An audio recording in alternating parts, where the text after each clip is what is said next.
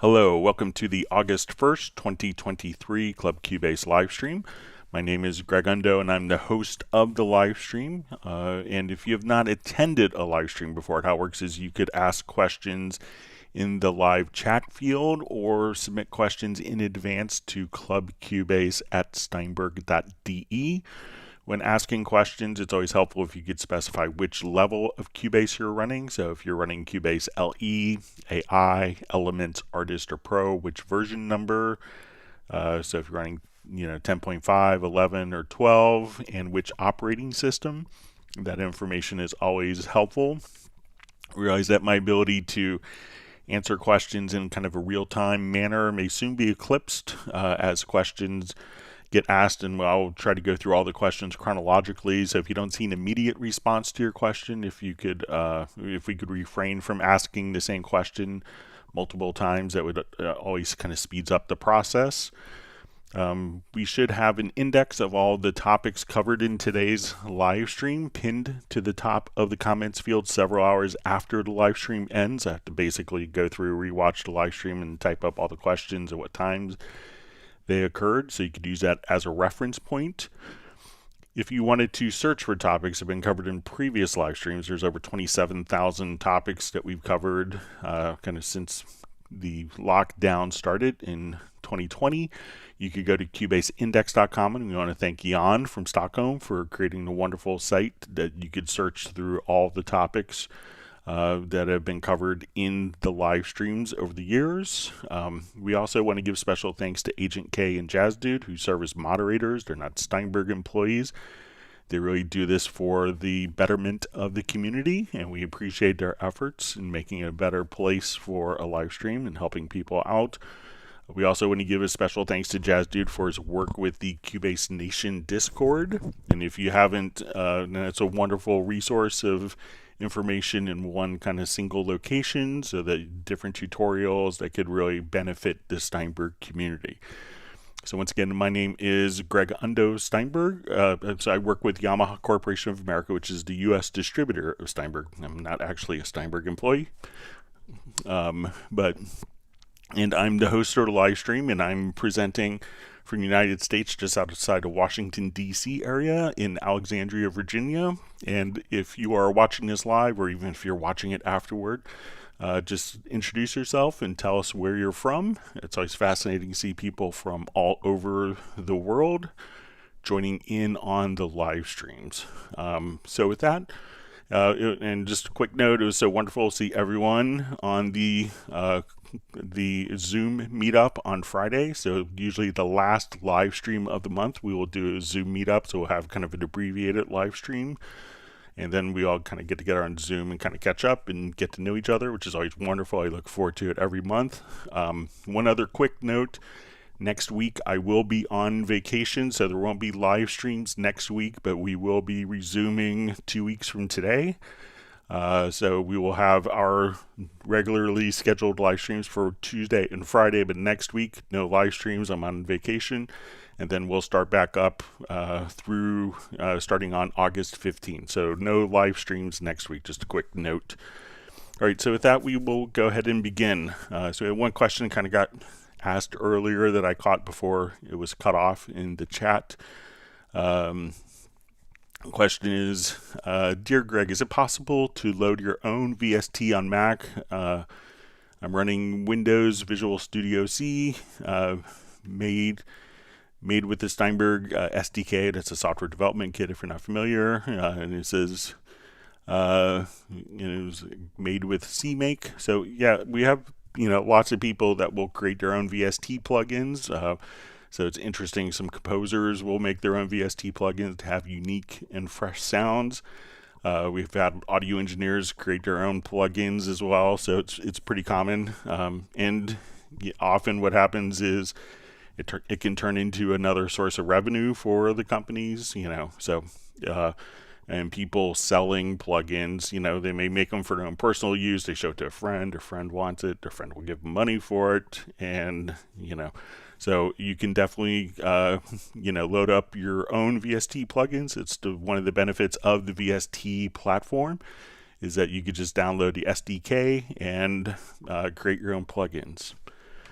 All right, so with that, we'll jump back to, I think the next question was in the chat.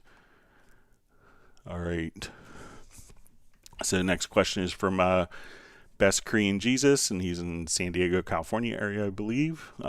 His question is, hi Greg, how do I change my dissolve part default settings to never optimize display?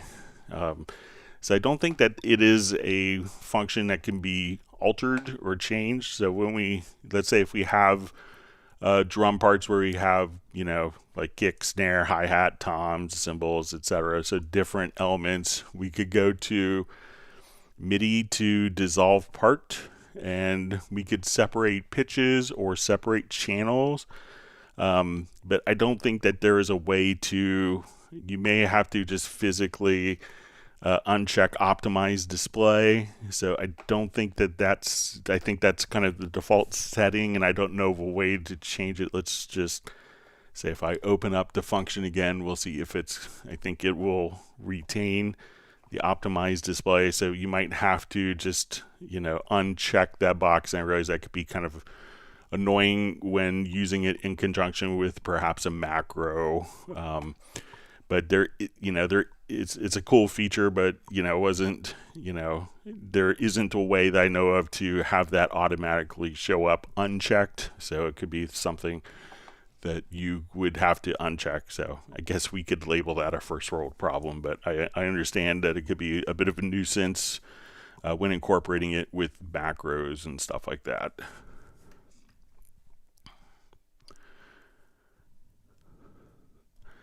Okay, so we have a question from a lower god. Hi Greg and all Cubase Nation. How to adjust the vocal to a fixed BPM? The vocal has, let's say, 120.342 BPM, and I want it to be exactly 120 BPM. Okay, so let's say we will take this loop. And, our loop here has, I'll just take it out of musical mode. Let's see if we come over here.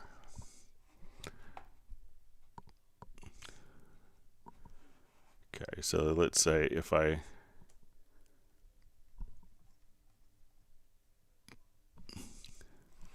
just do this with a new project here.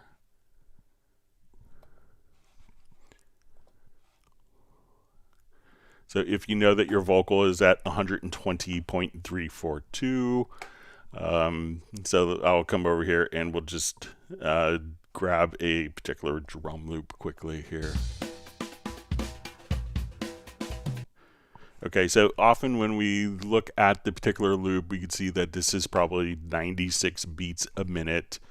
So if we come over here and we listen to it, it's going to play back at the original tempo. And if we look at the pool window, so we come over here, look at the pool window, we can see that the origin tempo of the file is 96 beats per minute. And we could say, okay, and probably your vocal file may say 120.342, if that was the number. So once you have the particular number, what you would want to do is we'll say, okay, now I'm going to listen to this with the click.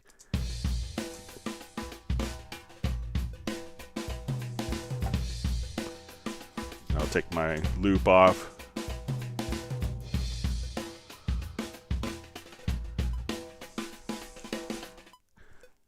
So it's not aligned with the click. So what we want to do is to place it into musical mode. And we could do that by selecting the event and enabling musical mode directly from the info line. Or again, if we're in the pool, so if you're just kind of actually, we could go again to the pool window, and it's Control or Command plus the letter P. And you'll see musical mode, and you could enable musical mode right there for the particular event. So now that it's in musical mode, whatever tempo we have, the loop automatically follows. So if I say, okay, let's go to 92 beats a minute, or I want it to be 88 beats a minute, or I want it to be 144. So once you know kind of what the origin tempo is, and if you know it's 120.342, at that point you could just go to your pool window, put it into musical mode, and then once it's in musical mode, it will automatically kind of follow the tempo of whatever is set directly in the project window here, so that it will play back in time. So, and that was kind of an old studio trick that I had a friend that, he would always do kind of odd tempo. So if someone took a project or a MIDI sequence, he always did something like 122.217 or something like that. So if someone took it to another studio, stuff wouldn't line up ever, and they would go back to a studio to make it all works at Randy's place for some reason. Yeah, so it's a clever trick. All right, so we see question from M. Sully, who asks, you need spectral layers. You use spectral layers to separate a stereo drum clip into individual events. Would this work on a Cajon's unique tones into separate events? What version of the software is needed for this? So it's going to be Spectral Layers Pro 10 is the version that does the unmixing drums. The algorithms are really set up for like cymbal, snare, and kick. So obviously I think with the Cajon you have kind of like the low end. I'm not a Cajon expert, but it's not really designed for a Cajon. It's kind of designed for traditional drum loops with kick, snare, and hi-hat. But there's a good chance that it may work well with Cajon. And to do that on a particular track, you'd go to your extensions to Spectral Layers. And then when you double click, it's going to launch. Now we're going to load the extension, and we will see the unmix process. And here we could say, let's unmix the drums. So we'll go ahead and hit OK. So as we listen to this particular loop,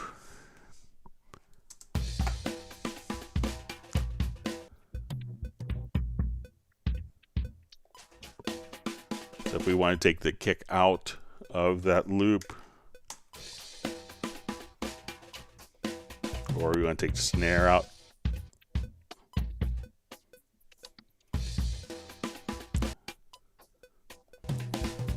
so you could do different functions like that. So it's not really designed for Cajons, but you could give it a shot. And you could always, and there's a trial version that is available currently that you could download to audition and play around with as well. All right, so we see just a comment from a Lower God, says very nice channel, very helpful. All right, and we see Patrick Maynaville A on. He says he's happy to be on live, so that's great.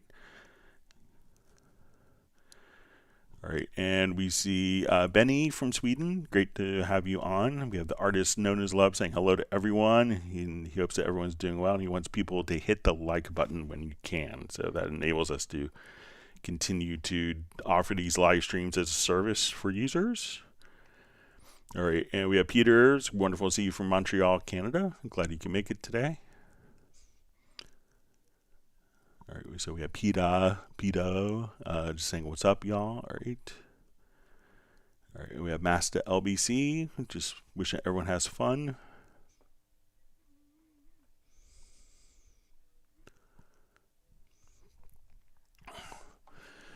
So we see, hi, is there a way to assign a key for unarm record on all MIDI tracks? So I think we could do it with Project Logical Editor. So let me just add a number of instrument tracks here. All right, and let's say we have these all set to, I'll have 3 of them set for, I'll just make these all just little. So let's say I'll have 3 of these set for unrecord. So let's go create a Project Logical Editor preset, and you could go through the Project Logical Editor, and once you create a preset, and then simply fire that off with a keyboard shortcut. So let's see if we could make this happen. Okay, so we're going to choose transform, we want to take media type is equal to MIDI, and that will include instrument tracks, and we want to go to track operation, and we'll say record, disable. All right, so we have 3 MIDI tracks here, and now I'll hit apply, and they'll all be disabled. So, and I'm going to save this as a preset.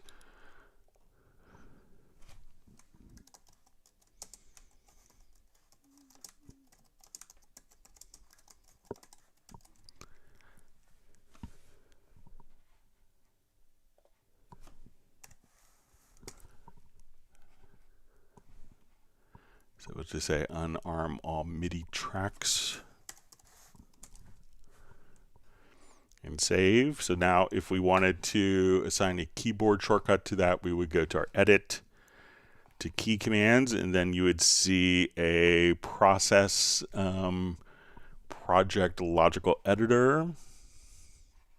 So we'll see right over here. So we'll go to CCLS, and then we'll unarm all MIDI tracks and assign a key command just for that particular function. So again, if we have audio tracks that are set to ARM for record, and let's say 2 MIDI tracks, we'll see that the audio tracks shouldn't on ARM, but just the MIDI tracks will.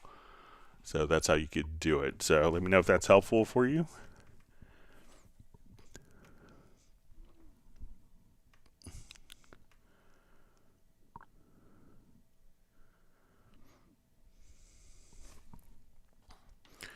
All right, so we have Carlo checking in from Lagos, Nigeria.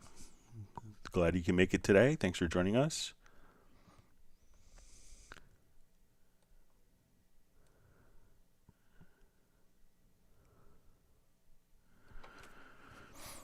Okay, so we see from Tim Brinkley, how well suited is Yamaha DM3 as interface for Cubase 12 Pro, or is it overkill? So it really depends on what you want to do and what you want as your interface. So if you wanted to record 16 channels in, and that fits within your budget, it's a great choice. One, it could also, record the channels. There's a USB version. I think the Dante version is shipping soon. So Dante, you could stack multiple units together and be able to record multiple units simultaneously, and be able to use those as control surfaces, kind of basically as a Mackie control. So if you wanted to have something that, let's say you wanted to go out and use it as a live mixer, you wanted to use it as a control surface, if you wanted to have the band play through the DM3 and then be able to record all the tracks and then take it home into your studio, it's a great solution for that. So it could be kill 2 or 3 birds with one stone, but it works really well. So but if budget was your concern, you could probably find another, and you wanted 16 inputs, there's other solutions that you might, that aren't a mixer, so that may allow you to capture 16 channels of input as well for a little less money. So, all right, wonderful to see Michael Pierce. Just wishing everyone that everyone is safe and well and a great week, and he has his day off, so that's great.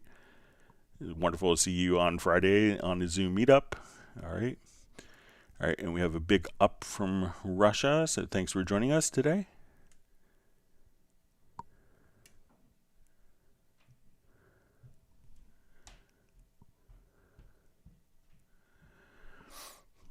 So we see from Michael Pierce, feature requests in our age of resizable plugins and such. Could we get some resizable windows in Cubase? Thinking of detect silence to start. Multiple 45-minute stems at small window is a bit tricky. So let me just open it up here. Let me just create a little.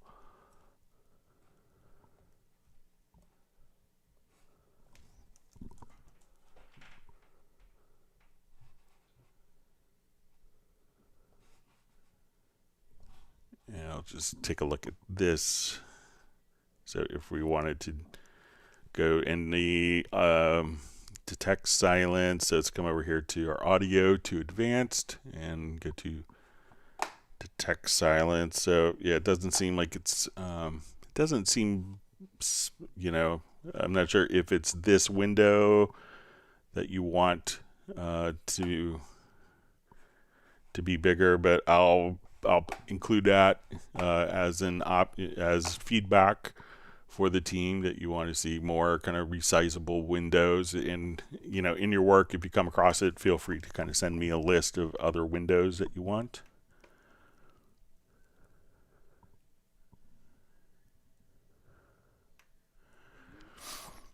So we see Spiritual Universe says, hi Greg, thanks so much for answering our questions tirelessly. It'd be great if Cubase releases a new version with more features. Studio One has been catching up to us with macros, sound variation. So expression map, which is more advanced in Cubase, don't want to change DAW, please release a new version. So obviously the team is you know, always working on new versions. So, you know, rest assured that we have to come up with all the new features for other companies to basically, you know, we have to come up with the ideas so that their companies could implement them later, I think. So, but, you know, rest assured that the development team is always very active. So.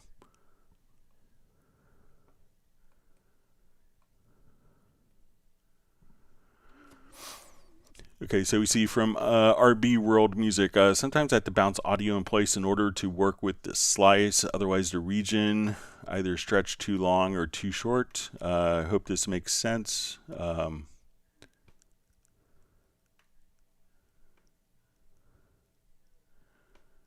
Okay, so let's say if I'm working on a particular region, so let's say if I want to work on this particular region, so I'm not sure if I fully understand, but let's say if I want it, so I'm not sure what type of edit. Okay, so it says sometimes I have to bounce audio in place in order to work with the slice, otherwise the region either stretch too long or too short. Okay, so let's say I want to come over here, let's work with the editor. So we'll just, let me just remove this.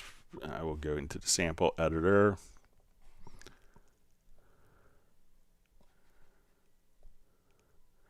All right, so let's say we have our hit points here.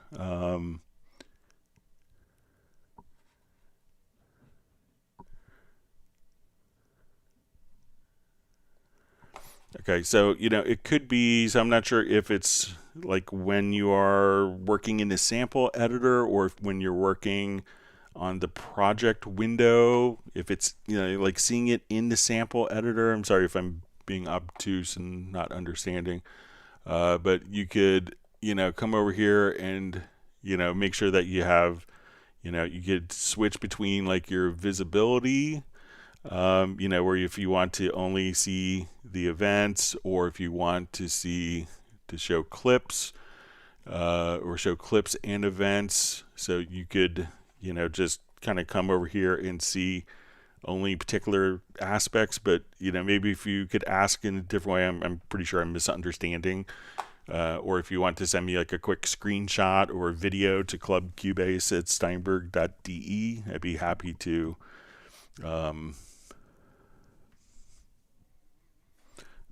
take a look at it. All right, wonderful to see Michael Marshall checking in from Somerset in the UK.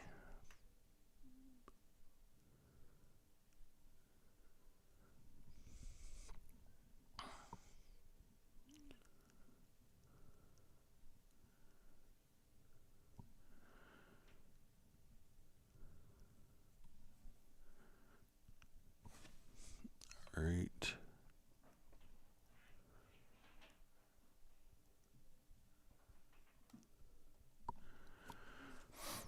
All right, so we have RB World Music asks, last week you mentioned sound card by Yamaha that are 32/64-bit integer. I'm still confused by what that means. what is your recommendation for the highest quality sound card for Cubase? So probably the highest quality sound card that you can get is going to be the Steinberg AXR units. So there's a Thunderbolt version and a USB version. So most audio interfaces have 24-bit integer converters. So it's going to capture 24 bits. So, we started off like CD resolution is 16-bit, and then for a while we had audio interfaces that were doing 20. And the most common audio interface for capturing, and we could think of, roughly the size of information it's captured is 24-bit.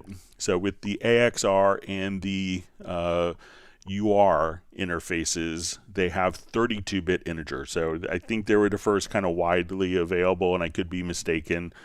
There might have been some real audio file converter, but they're really kind of the first widely available 32-bit integer converter. So when we're working with 24-bit audio, we capture at 24-bit, and then when we're adding different elements for the mix, we add effects, we add EQs, reverbs, delays, flangers, dynamics, compressors. We want to maintain the original quality of the audio and still incorporate that processing. If we were to make an analogy, let's say you go on vacation and your suitcase is fully packed, and then inevitably you purchase different items. You get a new shirt, you buy sunglasses, maybe you get some new sandals, and then you have to fit all that information, all of your new purchases, back into your suitcase. So what you have to do in a fixed point, let's say your suitcase was 24-bit and fully packed, and you need to put more information, more contents into your suitcase, you would have to basically compress the contents of your suitcase to accommodate the new purchases. So what you're going to do is kind of compress the audio, degrade the audio a little bit to make it fit within the same suitcase, within the same boundaries. So with 32-bit, that gives us a much bigger suitcase to work with. So with 32-bit floating point, what that would do, and there's a difference between floating point and integer.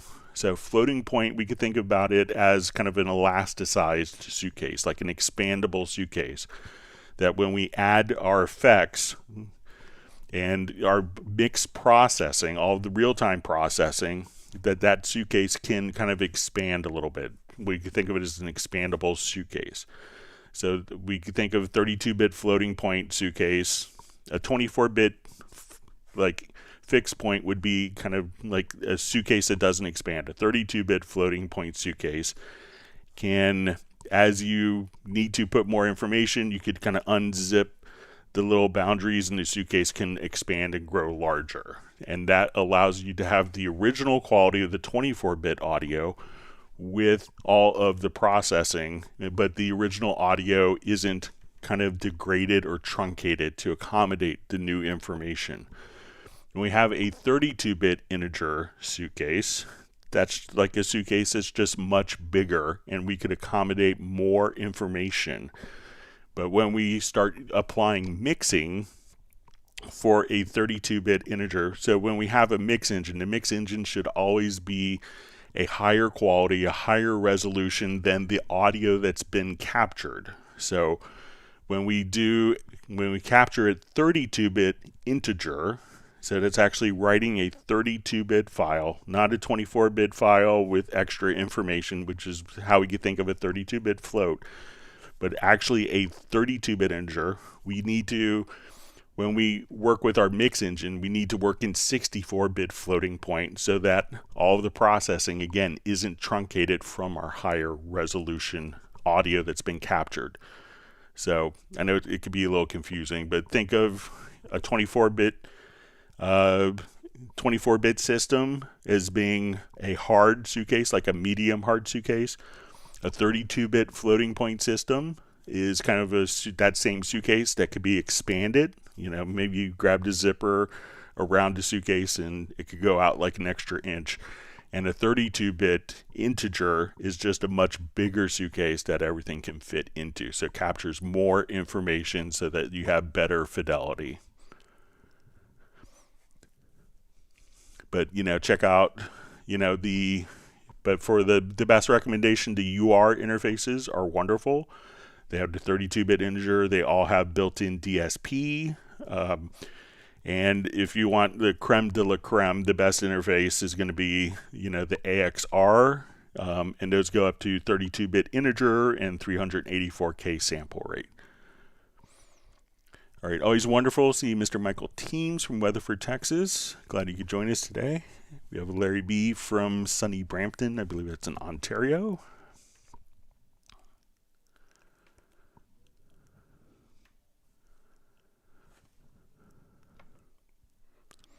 Michael Teams wants people to whack the like button.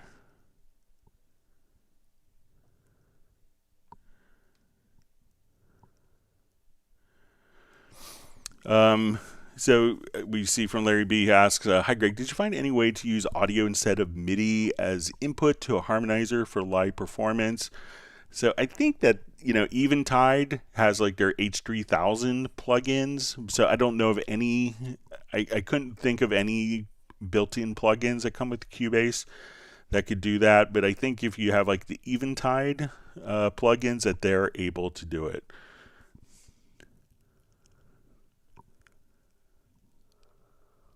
All right.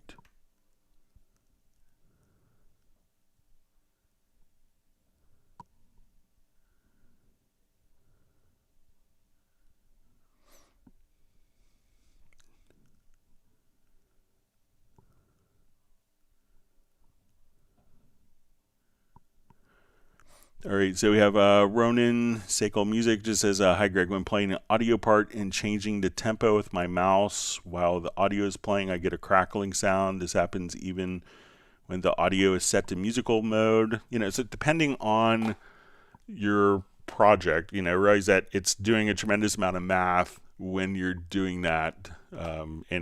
So I'll just come over here. So let's say we have this project, and we'll take all these sound files here and we'll make sure that they're all in musical mode. So as we play, and I change, and I'll just make sure I'm reading this right.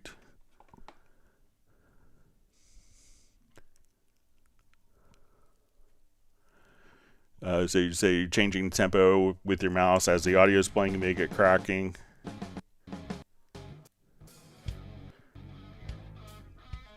So, it's right that it's doing all this calculation in real time, and as you're changing it, the value hasn't been set. So instead of it playing back, it's probably going to wait for you to stop for it to play back that audio. So it's not doing time stretching for every value that you're doing. As soon as you stop, then the value will play. But so if you're just kind of going like that, realize that it's basically just waiting for you to land on a value before it plays. And if you just are doing this, you may notice that it's, as you scroll, every time you pick up your mouse to scroll, that it's going to do that. But it's just, again, waiting for you to land on a particular value before it plays. So let me know if that's kind of what you're running into.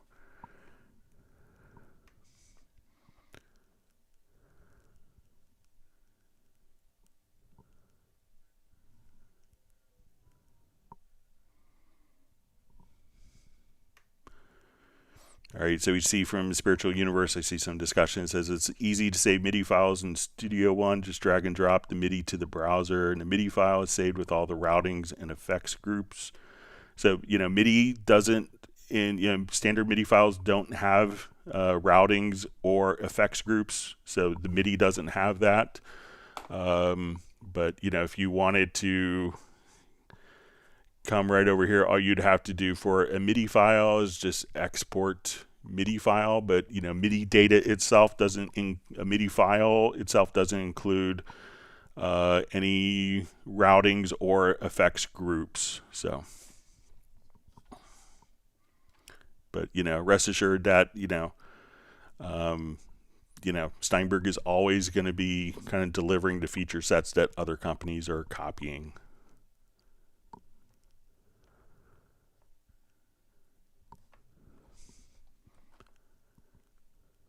Sorry, my chat field just jumped.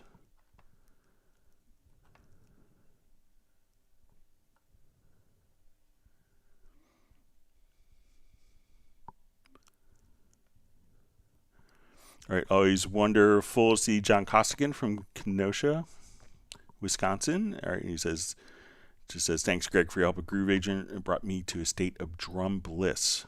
So, all right, always wonderful to see Tiago checking in from Brazil.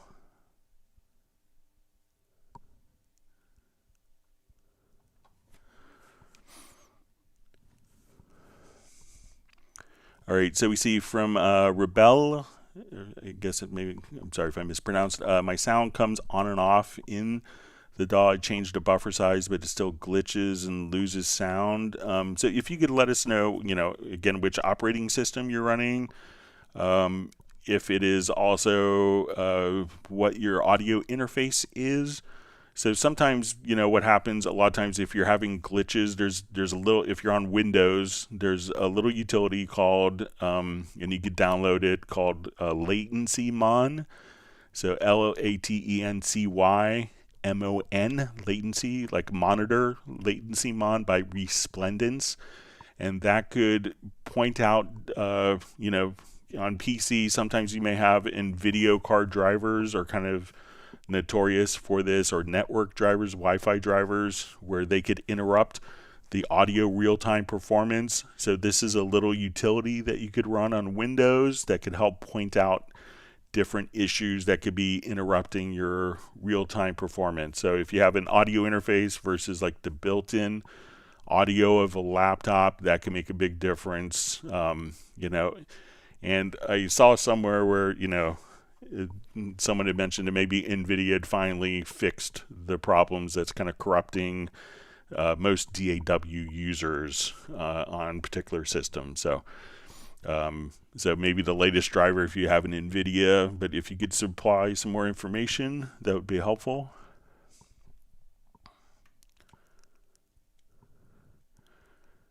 See, a lower God just says, anyone who does not like Cubase, just leave the chat. I think it's fine for everyone to be here. So I think he just wants to make sure that Steinberg is working hard to deliver great solutions for him, and I can assure you they are. So.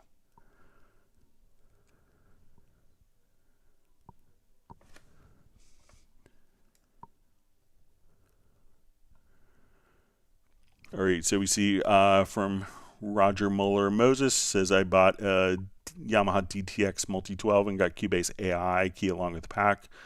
And I work as a front of house engineer for a church. We're using QL5 so I can connect and do multi-track recording using Dante.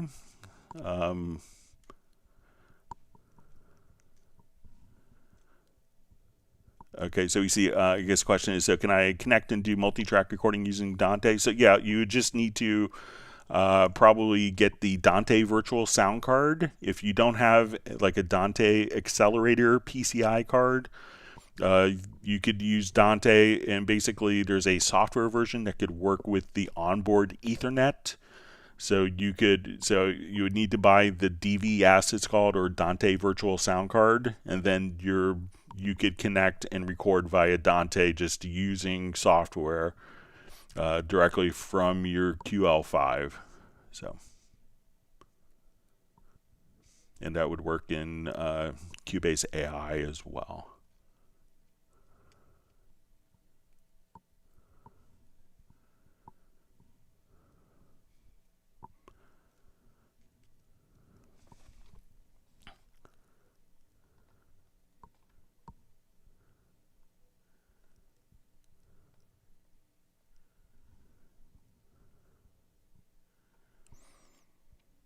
Okay, so you see Michael Pierce is saying when shipping 80 channels of audio in 45 minutes long that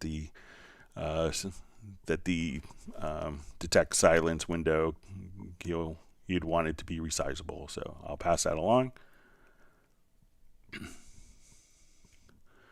All right, so we have a question from Michael Teens. Howdy, Greg. Can you go through creating lanes? I tried to re-sing a song. I would like to sing it 4 or 5 times and then comp them together. I guess I need the comp feature explained too. Okay.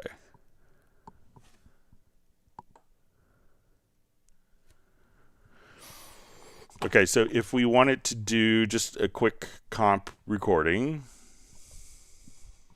so we'll just call this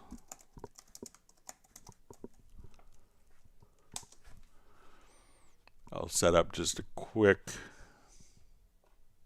just for expediency's sake, we'll just do a 1 measure. All right, so I'm going to record enable. Let me clear my throat. I'm going to record enable this track, and I'm going to put it just into like a 1 bar cycle just for demonstration purposes here. Okay, so I'm going to, let's say we do take 1, take 2. So we do a cycle recording.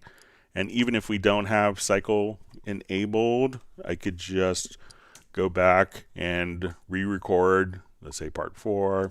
Okay, let's come back and re-record. All right, we'll jump back. Okay, so we have a number of different takes. So we have, looks like 6 different takes, and we want to compile those together.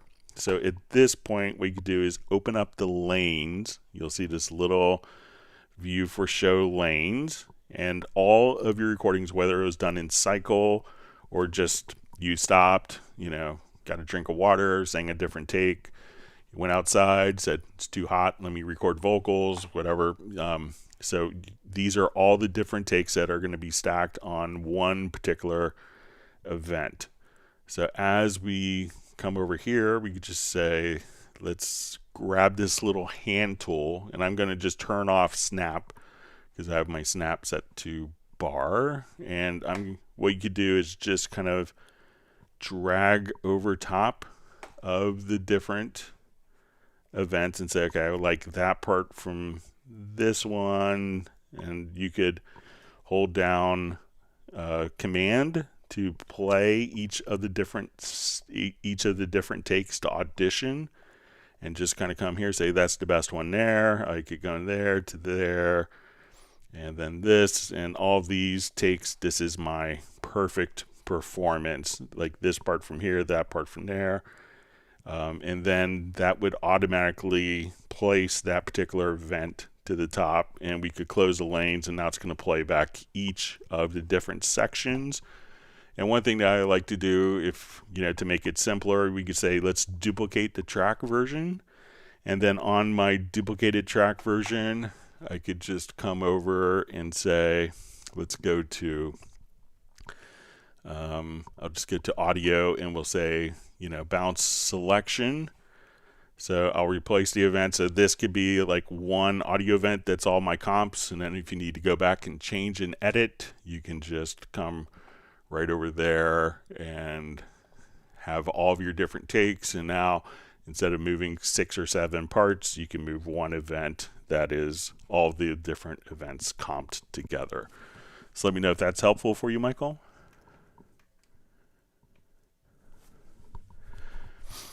All right, so we see from Carlo, please, how do I get in on the Zoom meetings on Zoom meeting on Friday? I started using Cubase 11 Pro last year, and it's so amazing. It's unbelievable. So usually we do the last live stream of the month. We will do a Zoom meetup. So our last live stream was on Friday, July 28th, as today is the 1st of the month. So our next Zoom meetup would be on August 29th. So August 29th, that would be the last live stream of August. So we'll be doing it then. And then what we usually do is we just kind of post a link, or you could email me in advance and I could send you the Zoom invite. But we do it once a month. We don't do it every Friday, just once a month. so we could get more questions answered. So I could set up the meeting, Carlo, if you want an invitation earlier, but it's always, a really wonderful time. I look forward to it every month, getting to catch up with everyone.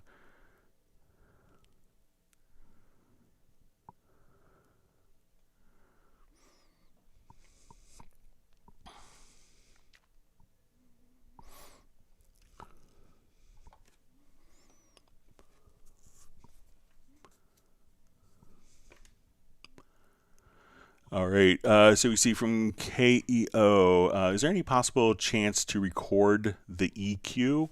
So as you go to record, if you wanted to record the channels, if you wanted to record the EQ in the channel, so every input here would have a particular input channel. So let's say we were in mono in 1. So if we go to mono in 1 and we come over here and go to the channel, at that point we could just apply an EQ on the input channel, and as this EQ is on the input channel, this EQ will be recorded directly to the signal if you wanted to do that. So if it's placed on the channel itself, so we say, okay, we go to this particular channel, this EQ would be used for as the audio file plays back, but if the EQ is placed on the particular input channel, this would be recorded and basically embedded or kind of burned into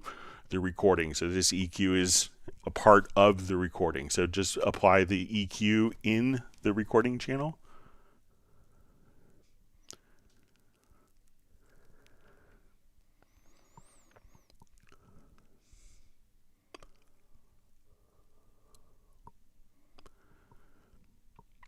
Okay, so we see question, how to reverse audio data in sample editor. So anytime that you wanted to reverse, if you want to do it in the sample editor, so let's say I want to take this particular sample here. If we go to process here on the side, we could do basic commands. Let me just go to process, and then all you'd have to do is just click on reverse. And now as we listen to this particular part,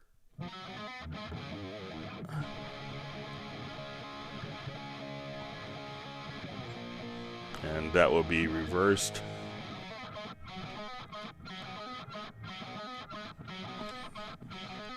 And then if we wanted to come over here, we could just go to the direct offline processing and we could remove that. So even if I want to take the bass part here,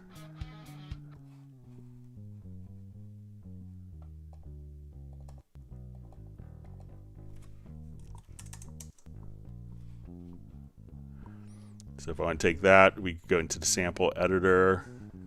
So double click, then under the process, you'll see add process, and if you could do it from direct offline.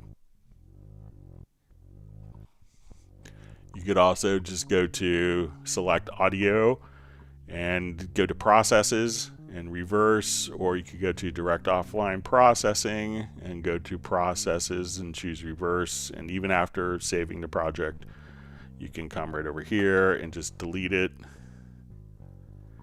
and go back to the original file.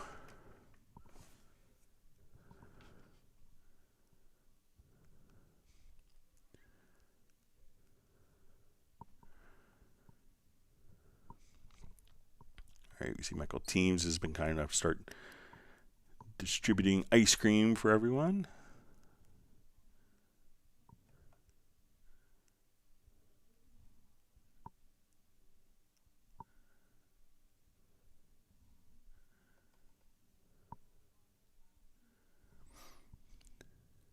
All right, always wonderful to see Spike Williams checking in from Rhondda, Wales. And we have Nick from Essex in the UK. Thanks for joining us. Great to see Nick on the Zoom meetup.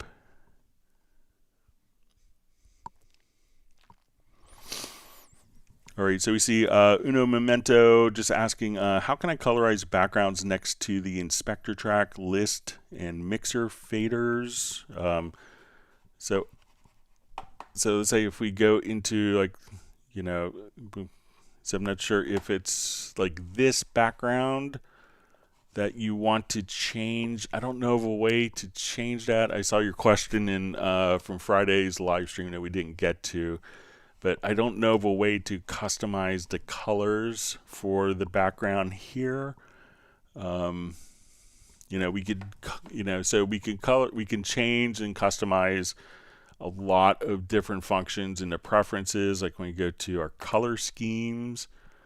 But I don't think that the inspector background is going to be one of them. So, I mean, we could kind of change focus color to. When we change the project area background, that'll change this, but not the, so let me just change this up here, like if we wanted it to be very white, but I don't know of a setting there that could be kind of custom, can be changed, unfortunately.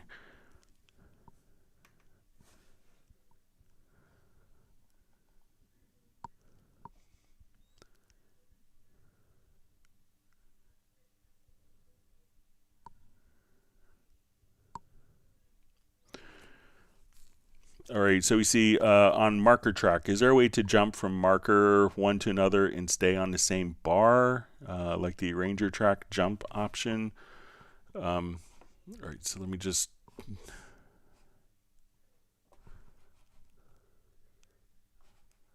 All right, so I'll just drop some markers in. So, the marker will automatically just go... it will go to the next marker. So as we look at our marker track here, if the marker track is selected, we could just hit N, all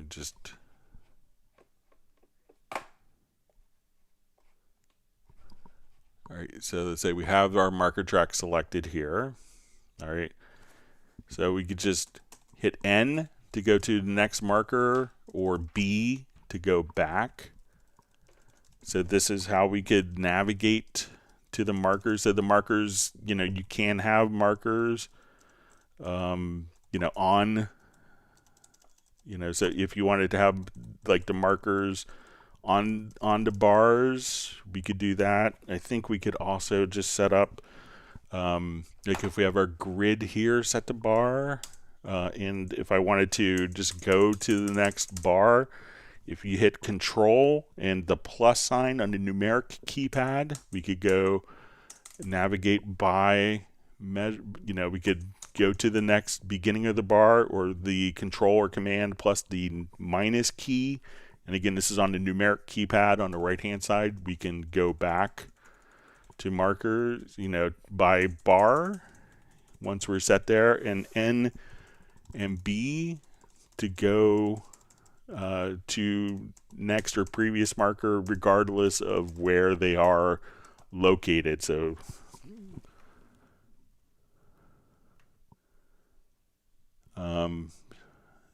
jump from one marker to another and stay on the same bar.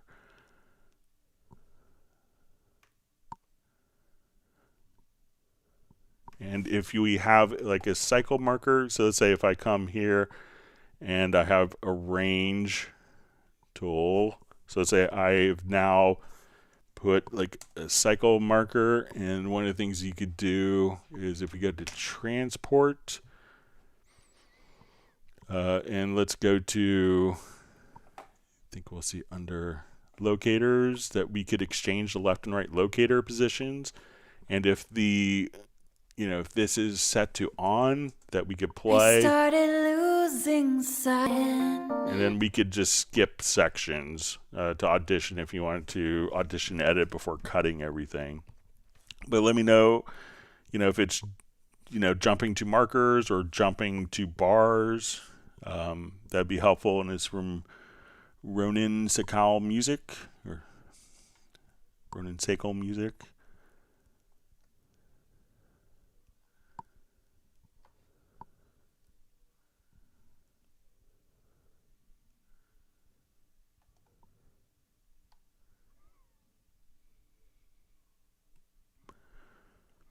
All right, so we see Best Green Jesus says, whoever told me about LoopMash working in Cubase 12, thanks, he figured it out. So I think Gareth may have given you the hint. So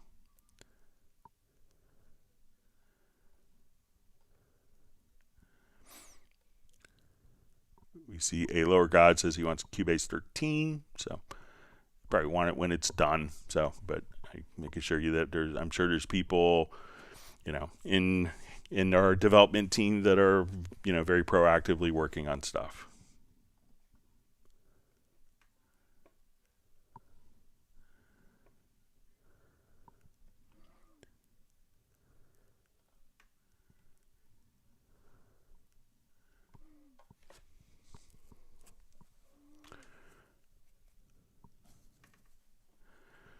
All right, so we see from Jazz Dude says, hint to Steinberg, can you please add the license for LoopMash into the new activation manager? So I think that, you know, some of the stuff with LoopMash won't be working with more contemporary operating systems, and because of that, that's why it's not included in version 12. So, and for everyone that loves their dongle, they could still use it for LoopMash. All right, so we see Neil Conway just saying howdy, howdy, howdy. Thanks for joining us. Great to see Randy Lee from Texas.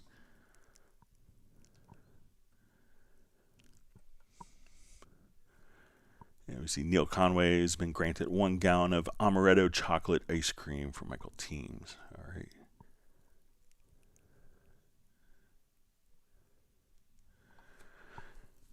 All right, so we just see question, how to assign a shortcut to panning any audio track. You know, so generally shortcuts are, you know, set up to do one particular thing. So a lot of shortcuts aren't necessarily set up for something that's, you know, going to be dynamically mapped or changed. So like a shortcut could be used to go to the next marker, to activate a particular mode in a program or a function, but something that needs to, you know, if you hit a key command, we could go to a particular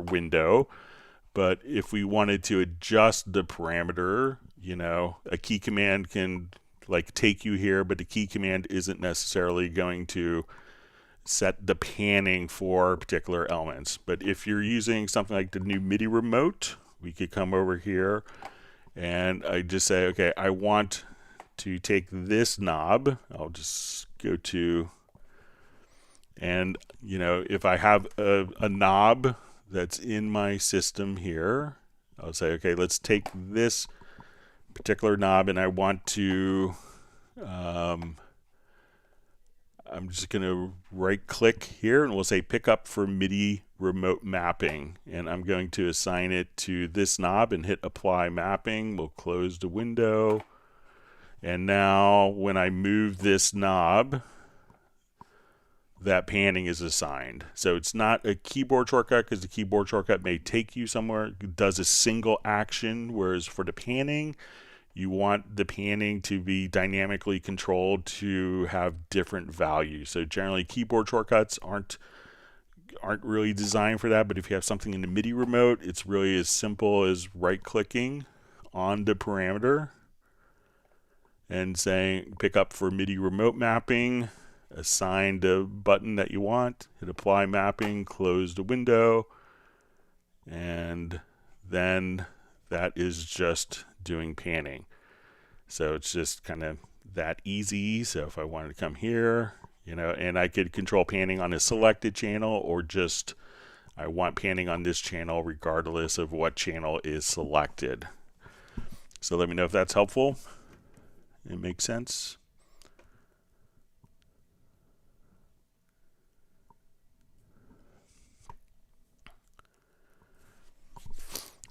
All right, so we see, hello, question. How did you use Stream Deck by Stream Deck software or by MIDI remote in Cubase 12? So what I did for my Stream Deck, and I have it on my personal computer, I don't have it connected now, is there's a little MIDI utility that I got, and if you just search for like Stream Deck MIDI within the Stream Deck software, and then you could assign different MIDI notes. So I assigned 128 MIDI notes on different channels, and you could also assign 128 program changes on different channels. So that will give you 16,384 parameters that you could have access to. So at that point, and then I just set it up in MIDI remote because I didn't want, a lot of times when you use the Stream Deck software, it does key commands. But if someone has modified their key commands and you fire off a function and the key command doesn't match what a modified key command is, then it's not going to work. But if you have it for MIDI messages, so I set up just what I did is I went through my file menu, and every function, every little sub menu is mapped onto one page, and then I have another page of all of my edit menus with every edit function here. So each of those are being triggered by a MIDI note message or MIDI controller message, so that everyone could have, so regardless of whatever particular key commands you have, if you've customized your key commands, it's not going to be affected by it's not going to change the behavior of the Stream Deck. So get the little MIDI utility and use the MIDI remote function here.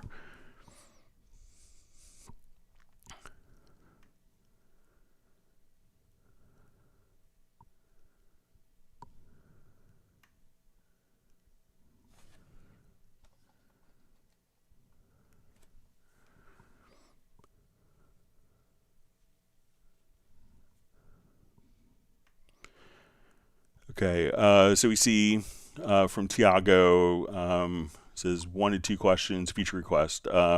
Says, I use free warp a lot to sync vocals, but I have to select the events between tracks, events each time to access warp lines in different voices, slows the process. All right, so let me just open up quick process here. So let's see if I have it. Yeah.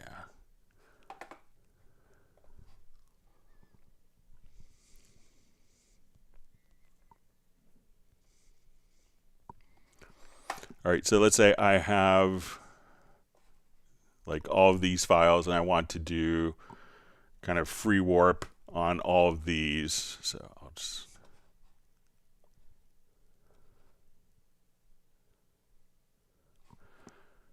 Okay, so first thing I want to do is, so when we double click, we can see that there are hit points for each of these. I'm going to select all of the different events. We'll go to my audio menu, and then I'm going to just start off with, we go to real-time processing, and we'll say create warp markers from hit points. So now that I do this, I'm going to go over to my free warp, and I can see my different warp markers here. So I'm having to select the events between tracks, events each time to access warp lines in different voices, slows the process. So, if I want it to come here, whatever is selected, or if I have multiple events selected, I can come over and, be able to do this. So let's say if I don't accidentally, so as soon as I kind of hover over with my free warp tool, so let's say I'll just choose my free warp tool, and again just come here, and I think I maybe undid that, so I'll just again go to the real-time processing to create the warp markers, and then make sure you're in free warp. So whatever channel is selected, we can just warp directly here. And if we, if we say, okay, we have maybe a stereo guitar part and we wanted to warp multiple parts together. All right, so the first question, but having to select the events between tracks, events each time to access warp lines and different voices slows the process. So you can see, under, if you hover over the events, we could see kind of where the particular hit points are. But I think it's, fair that if you come over and you just start, whatever is selected, that you could do that, you'll see the warp markers. So if I say, okay, I want to, let me just, sorry, just messed up again. So if I want to see this, and as we go to, our warp marker here, so we can say, okay, I want to again see this and hold down control, or let's say, so whatever channels are selected, just by holding down shift, we could select multiple entities.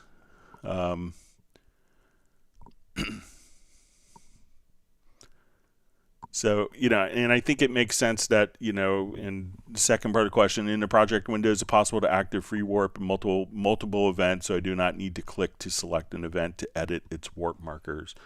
So, we can warp multiple events all together here and do warping across multiple events, but I think it makes sense to, you may not want to warp every audio file on your system, so I think it makes sense that you're warping the selected tracks versus warping every single track.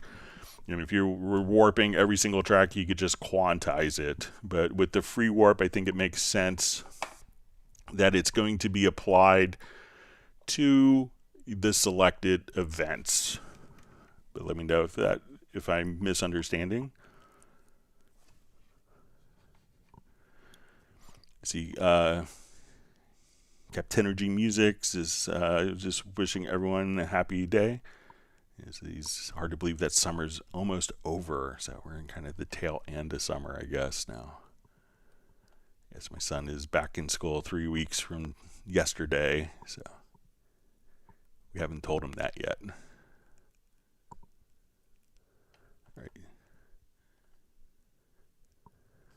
All right, my chat field just jumped on me. All right, so I think I'm back.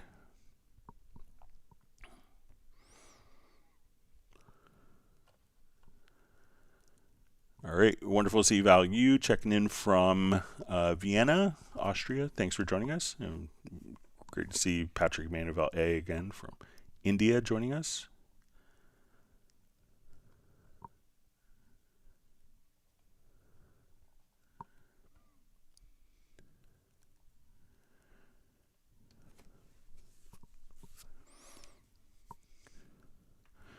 Okay, so we see from just question, please explain about the sampler track sync and legato options on the bottom left area. Okay, so I'll just drop something into sampler track here. Okay, so let's say now we have, okay, so when we go to the bottom area, so one of the things that we're going to have is a lot of times what happens with samplers in their kind of default state is if you play a lower pitch, it kind of plays the sample longer. So if I come over here and say, okay, let's play it an octave lower, it'll be twice as long. And this is often fun way of kind of manipulating different sounds, so you wouldn't have to worry about copyright infringement in the old days. But sometimes if you played a chord, each of these voices would be a different length, and that may not be what you'd want to do. So we go to audio warp, and now that audio warp is on, all of the samples would play back at the same, at the same rate. Now there's different modes for this, so we could have it in kind of solo mode, which would allow us to also, as we change, to adjust the formant. And then let's go ahead and now when we choose to sync, we could also, base it on the original BPM. So if we are, so now as we play, the tempo is going to be derived from the BPM of the particular audio file. And let's check out the legato. So let's say I will do 2 different notes here.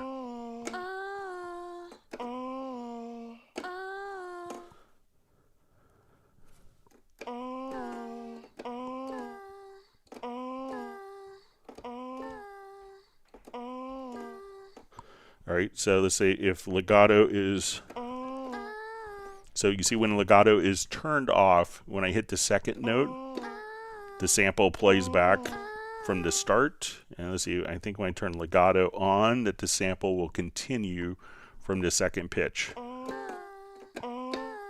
So now when I play back, so when we play a note immediately after without space, we could just say,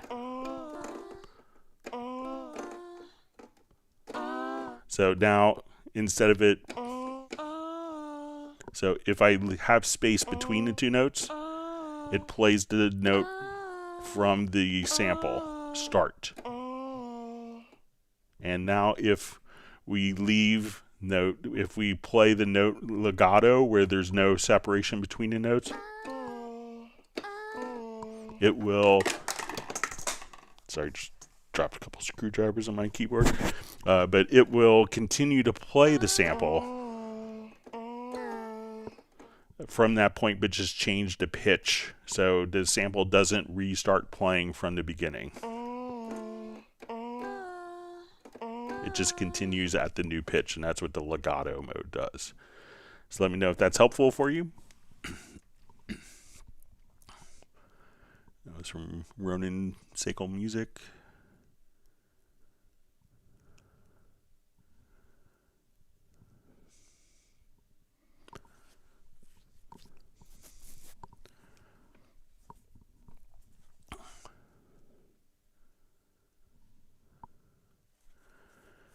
All right, so we see from Value, who asks, when I record MIDI with my MIDI keyboard, my first note is always off. How can I make that work? And just send greetings from Vienna. So I'm not sure if you're on Mac or PC.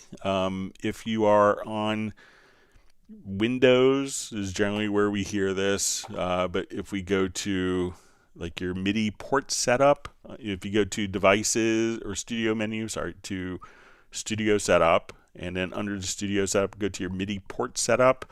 You'll see some different options here for use system timestamp, or so try. And then there may be direct music ports, or but there's some options here that for using Windows timestamp, so you could try toggling that behavior. Also, see if you get the same behavior if you hit Alt or Option plus K. And you just record playing, just directly from the MIDI keyboard here, the virtual keyboard, and you could trigger this from hitting your computer keys and see if that records in time. And if this records in time, then it's going to be something with your MIDI driver, and it's often there's an ignore port filter option. There's a also, use system timestamp, and those settings can help depending on your MIDI interface.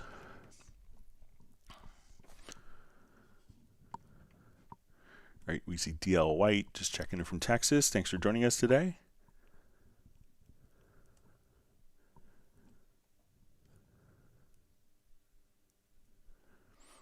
All right, so we see Ecstasy Tunes just says he uses an APC Mini. I think it's an Akai model and did trigger macros. Says it works great.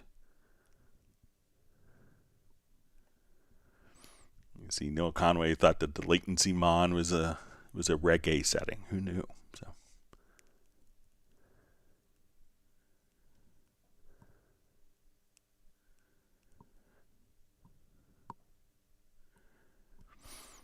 All right. So we see Greg. Can I draw in automation on 5 tracks at the same time on same place? Is it possible? So usually probably the easiest way of doing this. So when you draw, you have like kind of one drawing tool. Let's see if I link tracks. I'm not sure if linking tracks would do. I'll just take a look, see if we could do this. Let me just set all these tracks to kind of uniform height here.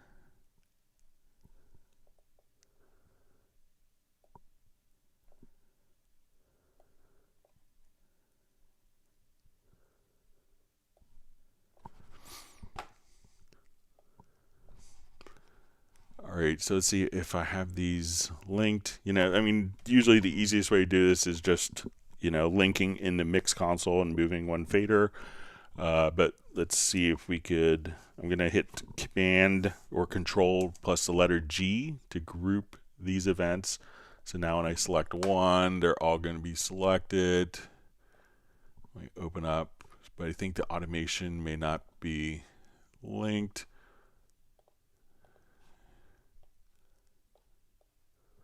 Yeah, so what I would do is, if you wanted to do that, is just go to the mix console and you could just enable Q-Link, and we could do this just temporarily and just say okay now.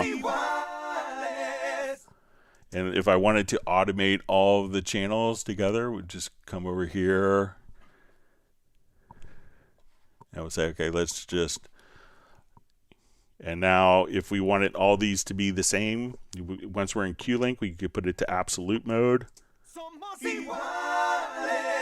And now we would have the same automation across all 5 tracks without having to draw it. So, consider just, using Q-Link, grab a fader and put it in absolute mode, then everything would be written across multiple tracks. Very easier, probably even faster than drawing it in multiple tracks. So.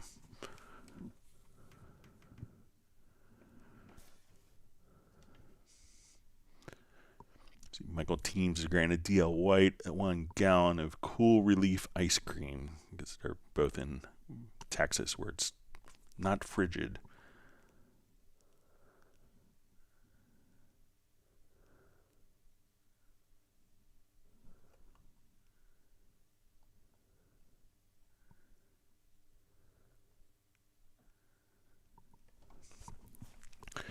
So we see from Ecstasy Tunes, hi Greg, is there any difference in terms of being able to activate licenses from rent to own Cubase on Splice? Do I have to be connected to the internet? So I think, so I haven't had any experience personally with the Splice configuration, so I'm not sure if it might be my assumption, and this is only an assumption on my part, is that it may check once a month at the end of your rental period that you paid for to see. But I think that might be the only difference to see. And then as you continue to pay, that your license is activated. I haven't actually gone through the Splice process because I have a license, but that would be my guess. But I mean, you could probably check with Splice and just to confirm that. But it's basically, I think it may check once a month, maybe when your license has expired until the next payment is due. So, but you could check with Splice on their model.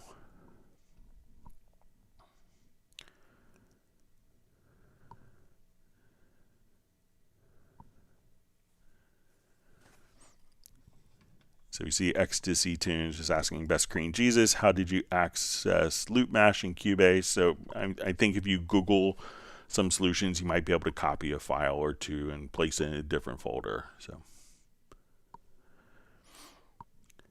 All right, so we have the artist known as Love just saying, hello, everyone. Hope all is well. Thank you, Greg, for what you do. That's very kind of you to say. And he wants people to hit the like button.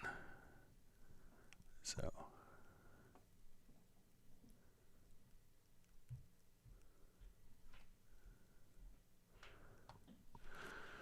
All right, so we have InDrop just asking, hi, Greg. Question, problems with Cubase. I'm getting clicks, pops when I'm using long fades out halfway through the fade length. If that makes sense, how can I prevent pops when using fades? All right, so let me just think. In my project, I have just some test tones that we could try here. Let me just go back.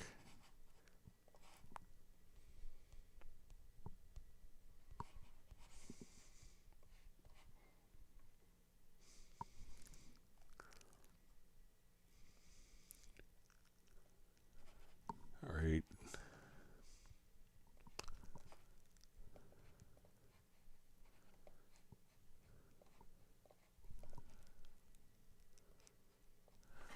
All right, so let me see if I have this kind of, I'll just check my transition here. All right, so let's say we have just kind of a signal tone here.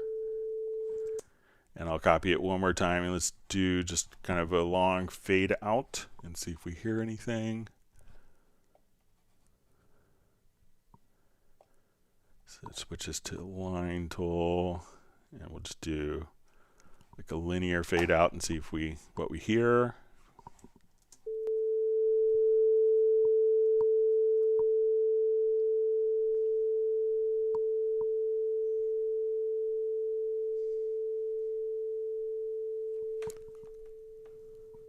Oh, I had it skip a section there. Let me just turn off. All right, so say we turn this up as we'll listen to it as it fades out.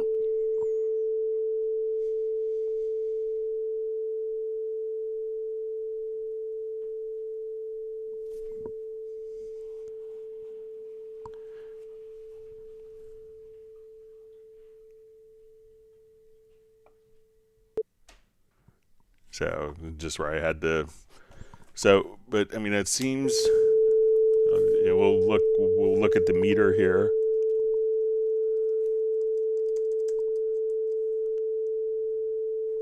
And I'll open up another meter so we could look at it, just to get a sense.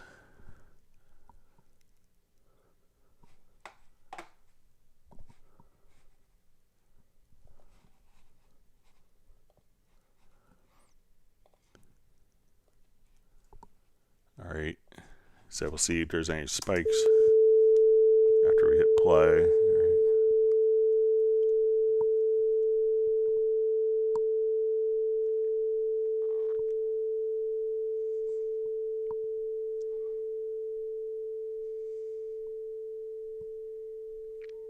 At the end, we'll get a little pop.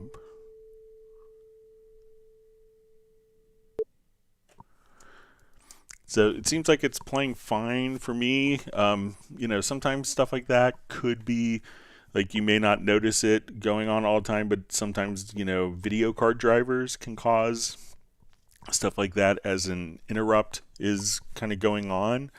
But let me know if I did something differently than you did.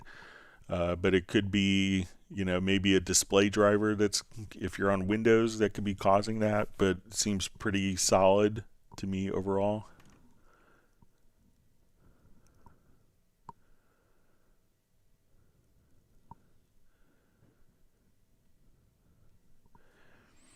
Okay, we have Volker Schmoll, who's joined the live stream.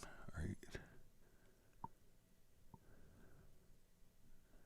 Neil Conway says he's trying life while that hot burning thing is in the sky. Weird.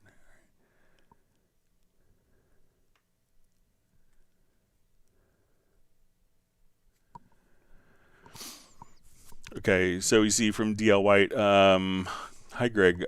Question is, can you explain some of the project location management functions and settings that keep ending up with untitled folders and scattered losty files? So when starting a new project, think of every project as being in a unique folder. All right, so we'll come to our hub, and then we'll see here, and it defaults to prompt for project location. So we're going to say we're going to create empty. So right now we're going to pick a folder, and we want, and the best solution is to have each song or each project to have a unique folder. So let's come over here and say we're going to call this DL White. Okay, so now that I've created, and I'll just create it in my Hangouts folder. We'll do new folder. So every project, a new folder. Okay, so now I'm going to say open, and when we go to our new project, I'll just add a couple audio tracks.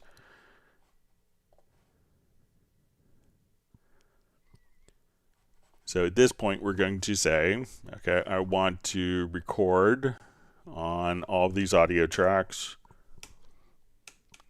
and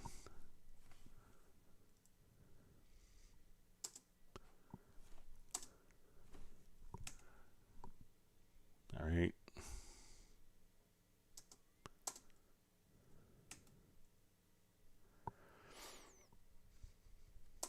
Okay, now if I'm using loops, we could also have a preference, and this is a good preference, and it'll ask you this once, and it's one of those preferences that will automatically, but if you go to editing to audio, it says on import audio files, you can copy all files to the project folder.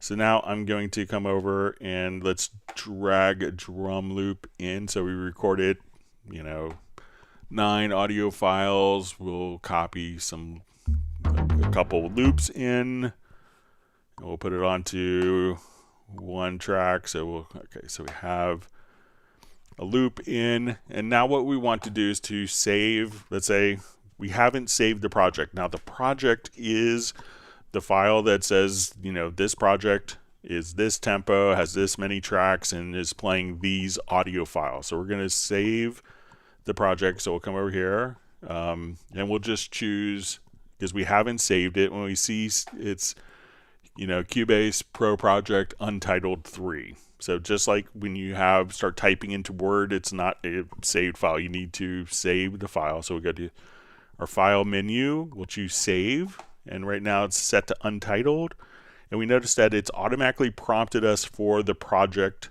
folder that we created for DL White. So we'll just call this DL White File Management and hit OK.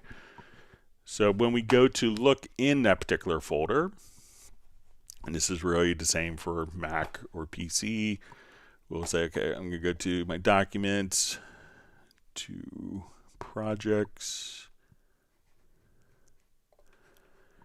and then it's going to be under Hangouts, I think.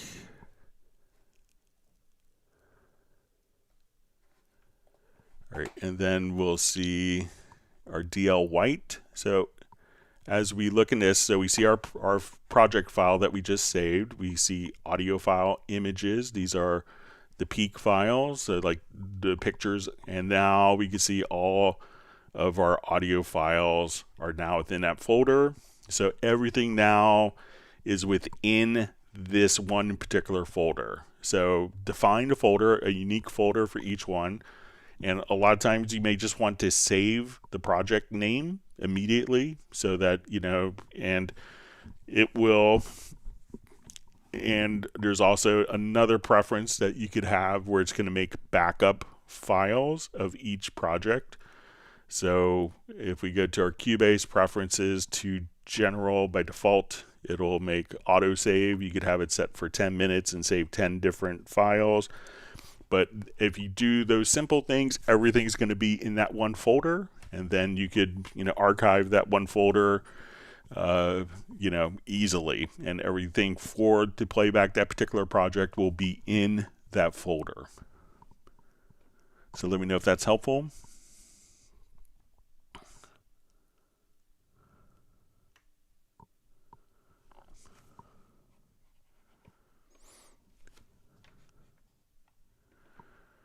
All right, so we have a question from Patrick Manuel A. Says, in case I want to copy the same modulation and pitch bend other note data to another track, how to do that to its own position.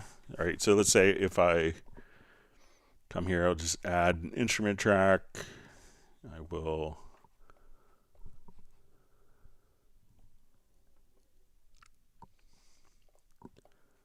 come over, let's just throw in some notes here.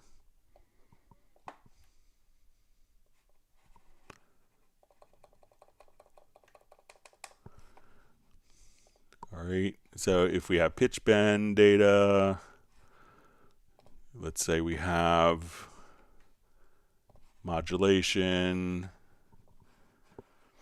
Okay, so, you know, we could, and let's say if I have another track,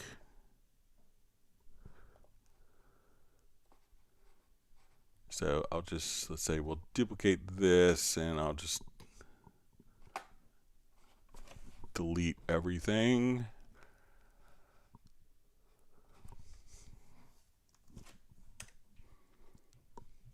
Or let's delete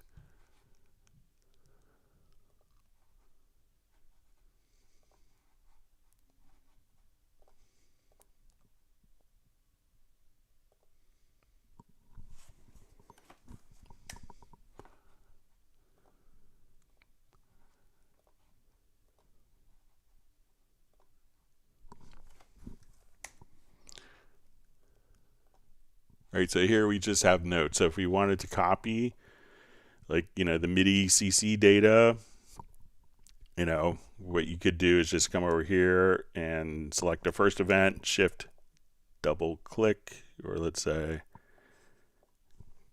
just hit Command Control C, come over here.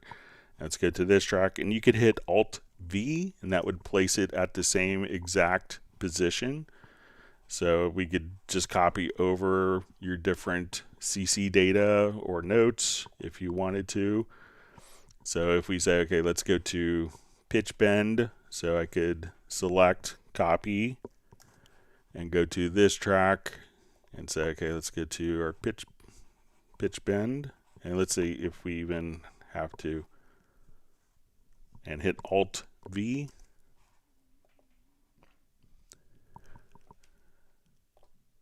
And then our pitch bend data is there. You can make, you know, I'm sure you can make Project Logical Editor presets as well to do stuff like that. So if you hit, you know, when you paste, you could do Control V, which would be based upon the cursor position, or you could do Alt V, which would place it, paste it at the original time position. So let me know if that's helpful for you, Patrick.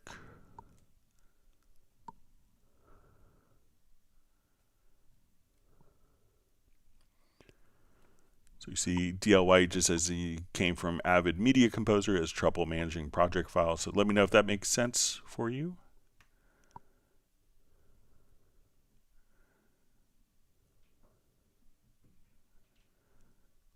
See Jean-Marie Horvat, great to see you on. You'll be our celebrity engineer. And he just says, that is brilliant, Greg. So wish I knew what was brilliant. But we're so glad that you made it today, Jean-Marie.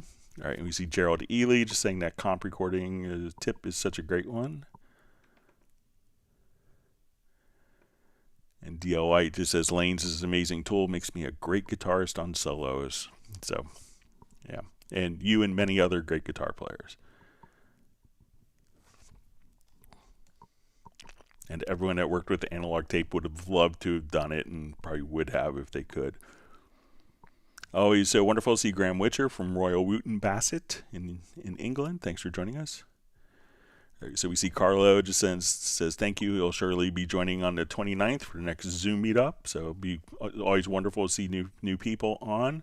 we'll see if I get a special guest for August live stream. We'll see if we get people that aren't on vacation.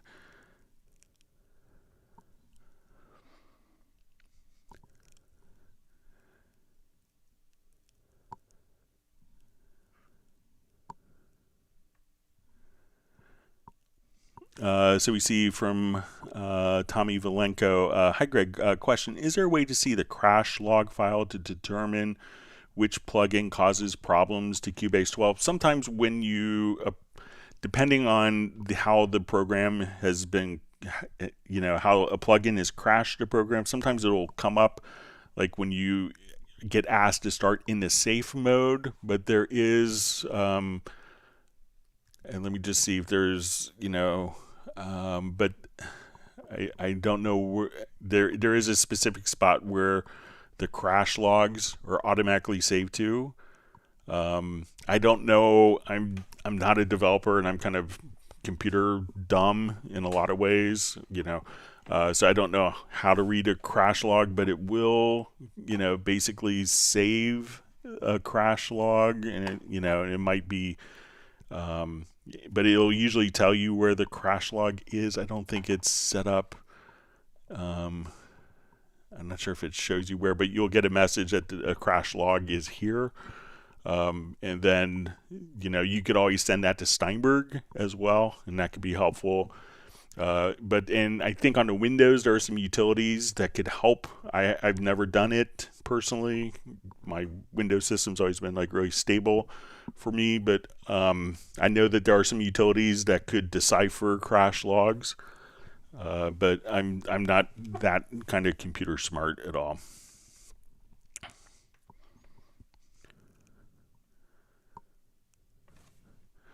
See, Michael Teams is granted Jean-Marie Horvat 1 gallon of coconut cream pie ice cream. Sounds like a good choice on a hot day.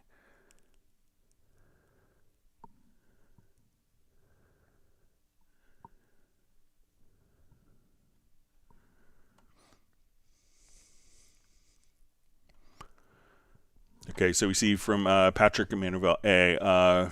Greg, on the MIDI logical editor in part of chords, there's options like part of voices and voices. What are their uses and how to use them in the best way? What's the reason behind Cubase created that specific option?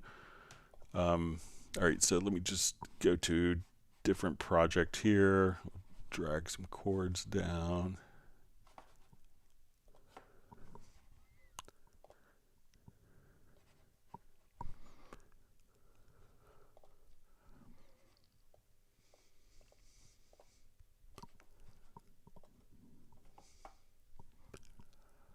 All right, so let's go here and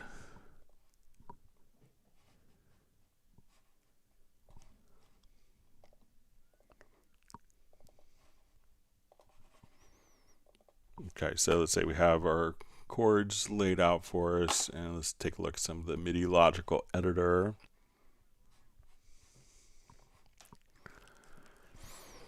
All right, so when we are starting to, so let's say we do our context variable, and once we're in our context variable, we could just say, so there's going to be a number of different functions here. So, we could choose, like number of notes in chord. And some of these, when we see like, note number in chord, the lowest is 0. Some of these work, like let's say we have like typical block chords, something like this. Some of them, we have the position in the chord from the chord track. So, some of them will be based upon the settings from the chord track, but you could have chords obviously in your project that without having a chord track resident.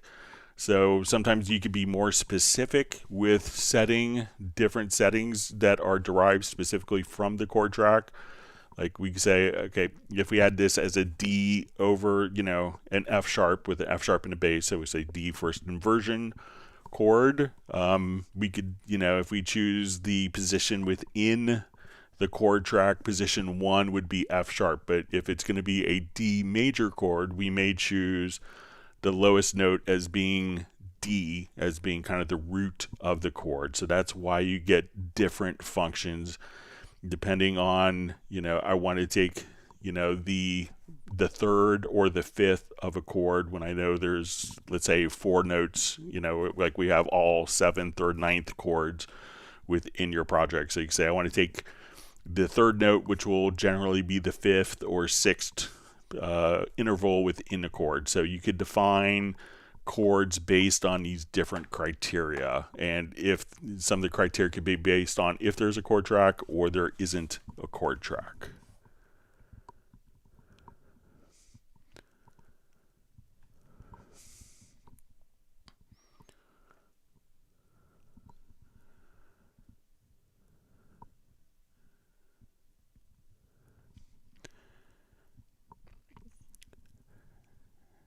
All right. We see Graham Witcher's got a gallon of Texas 2-step ice cream. All right.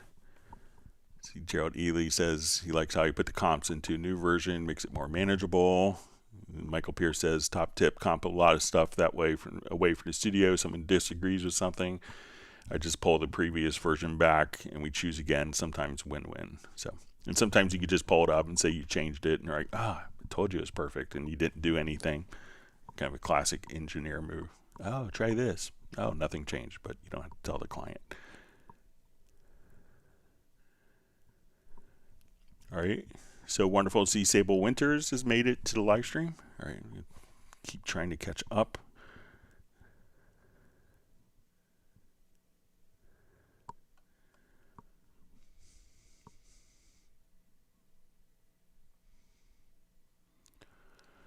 All right. So we see question from Christian. Hi from France. Question: will Steinberg someday implement NKS for its instruments and sounds? So, I think it's, we have kind of a whole, I'm not that familiar with NKS, but, we have kind of a whole architecture that's widely used across multiple platforms and, multiple plugins. So I'm not sure if NKS is something that NI would do to implement. But we have kind of our own file management with the media bay, so it might be, so if it's kind of accessing it from a controller, it might be kind of up to the controller company to kind of implement different functionality. So I haven't heard of any plans, but a lot of controller stuff is set up so that the particular controller companies can tie directly in, and all the hooks are there for them to do so. But I can see if I can find out.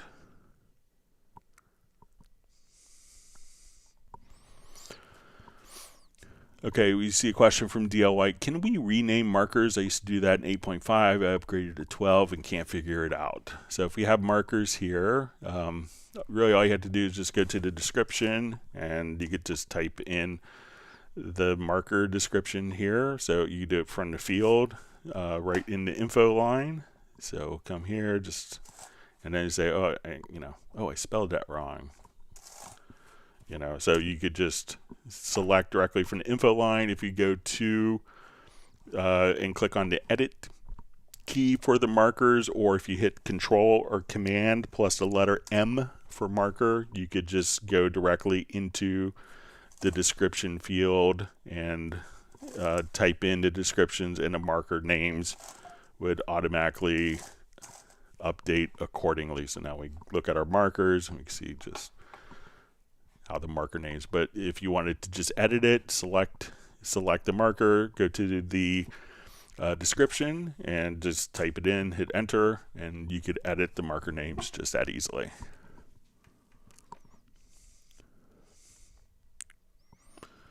All right, wonderful to see Dallas LaRue from Las Vegas. Hope you're doing okay with the weather there. Just talking to a buddy of mine from Las Vegas yesterday.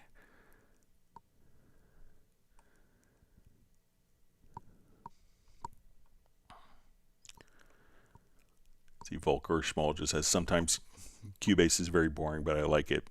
Boring and predictable is a good thing.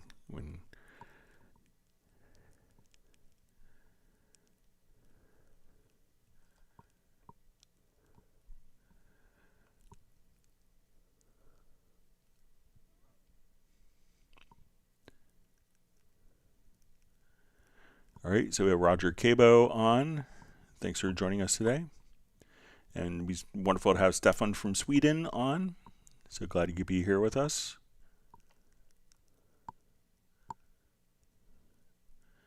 See, Sable Winters is telling.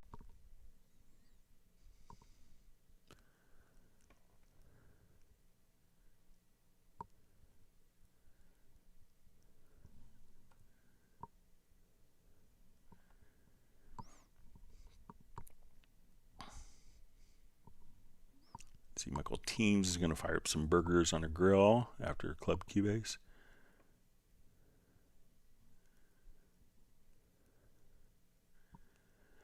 Volker wants to know who's the next Cubase Star Singer challenge. All right.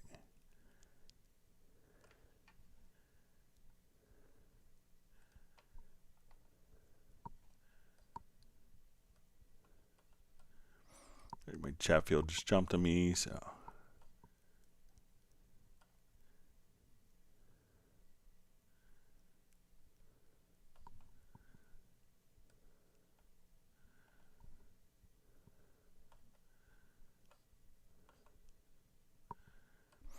All right, so I think I'm close to where I was.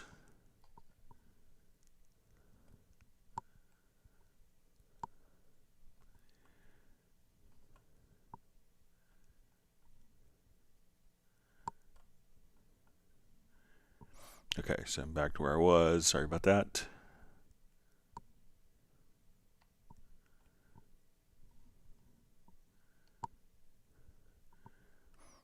All right, Neil Conway just thinks we're having excellent questions, and Michael Teams wants people to smash the like button. All right.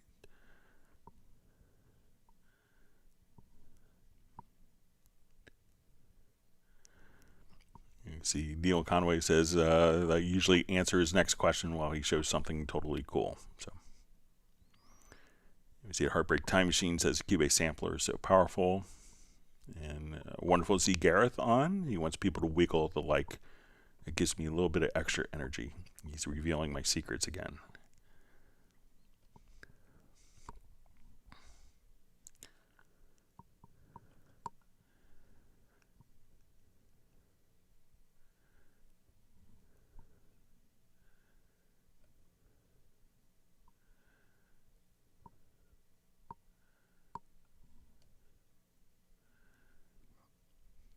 All right. Go through different questions. Reading through all great comments here. Gareth says hitting computer keys at random is essential in mixing. So I like the randomness of it. So.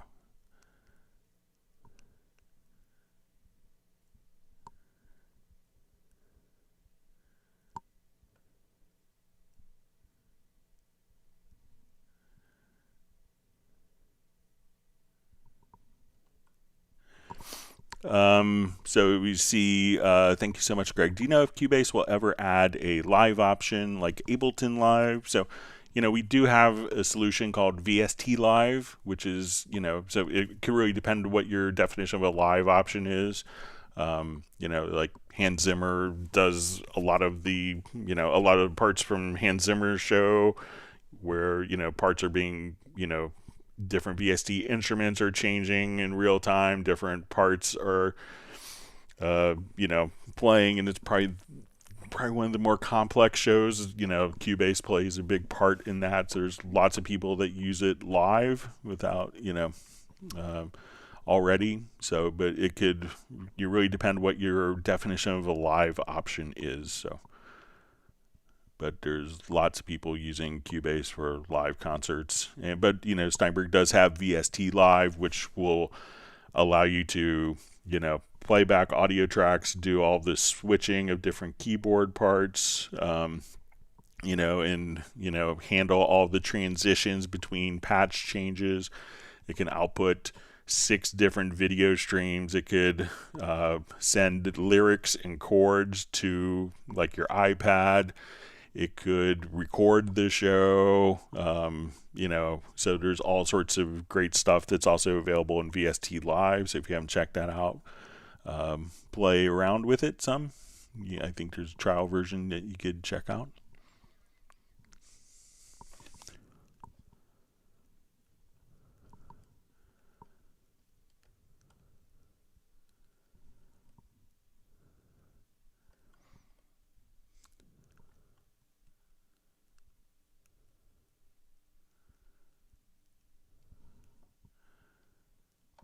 Okay, so we see from the Heartbreak Time Machine, this may be a mail-in question, but I can't get VST Live to open a Cubase project. Settings, VSTs and MIDI maps. Am I supposed to export for VST Live? So really all you have to do is once VST Live is installed, you would just come over here and think it would just show up.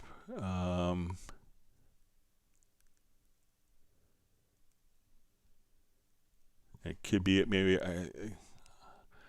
but I think, and I mean, I have it the latest version activated on my system, but I think when you just come over here to import, that you'll see like we see the Cubasis project, that I think it'll just show up here. So, you know, see if you could just when you open up the VST Live or within VST Live, you'll just go to import, and then I think you'll see like, you know, Cubase project. Let me see if I have my, I may have to activate my VST Live. Sorry if I don't have it.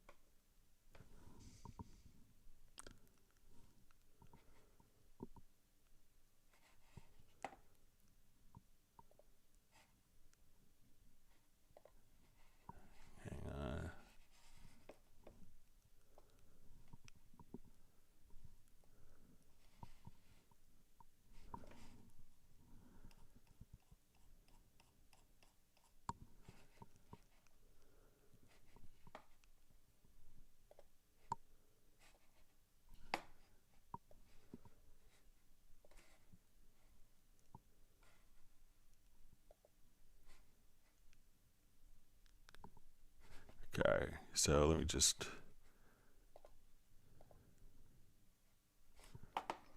open up VST Live again.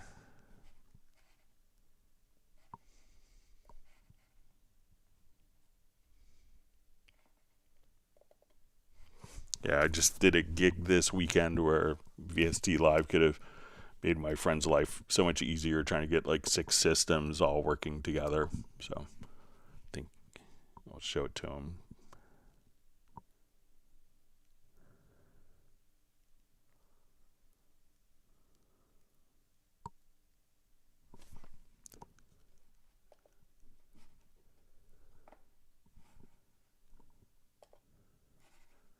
All right, let me see if I...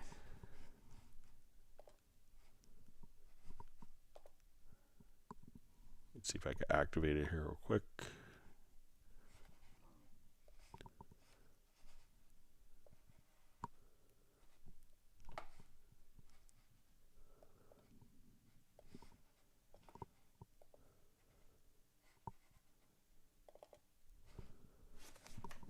Sorry, I should have had this activated before.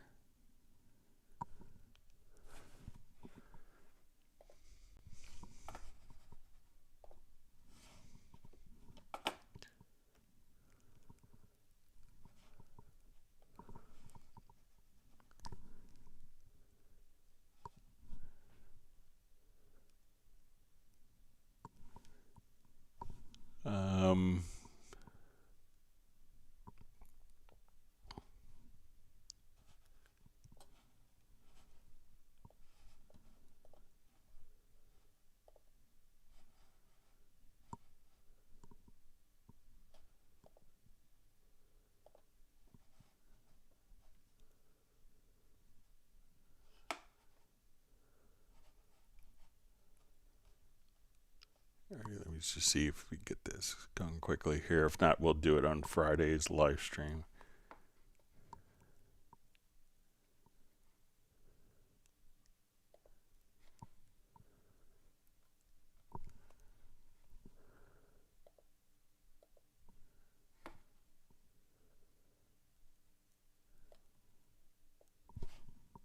Let me just jump over to Cubase real quick.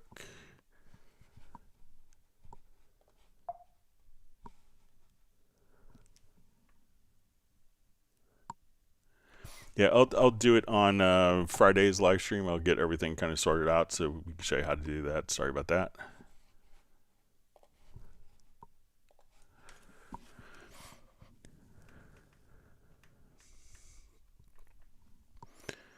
Okay, so you see from Uno Memento says I meant the track and mix console channels, colorize tracks and mix console channels. Okay, so if you wanted to, and for the benefit of other people, if you want to see these colors in the mix console, if we go to preferences to user interface, and then we want to make sure that we colorize the tracks or the mix console faders. So we hit apply. If we wanted these to all be colorized, come to the mix console channels and you could adjust kind of the color strength and intensity of that. Sorry for misunderstanding Uno.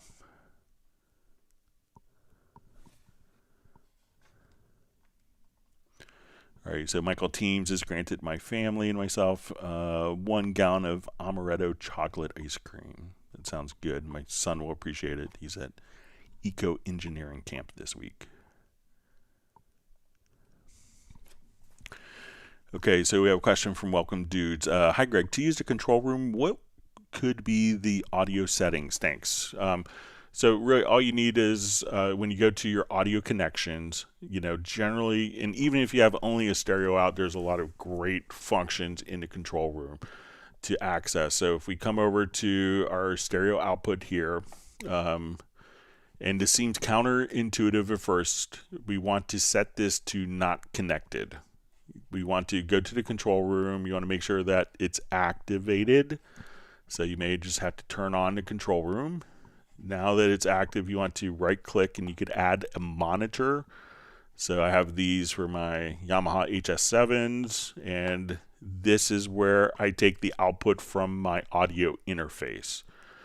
So now I could have a mix playing back, and I could have the control room function solely not as the gain structure for the mix, but it's going to just be the monitoring level. So often if we're playing back a particular project and I adjust my monitoring level with my master fader, we see that the gain structure gets truncated. It gets kind of knocked down.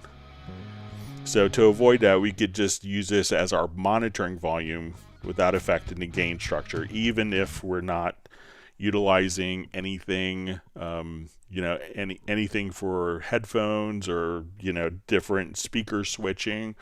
We could just utilize this as only the monitor level. So that's how we could use, those are settings for setting up for the control room, and you could add more, more capabilities to it as your needs dictate.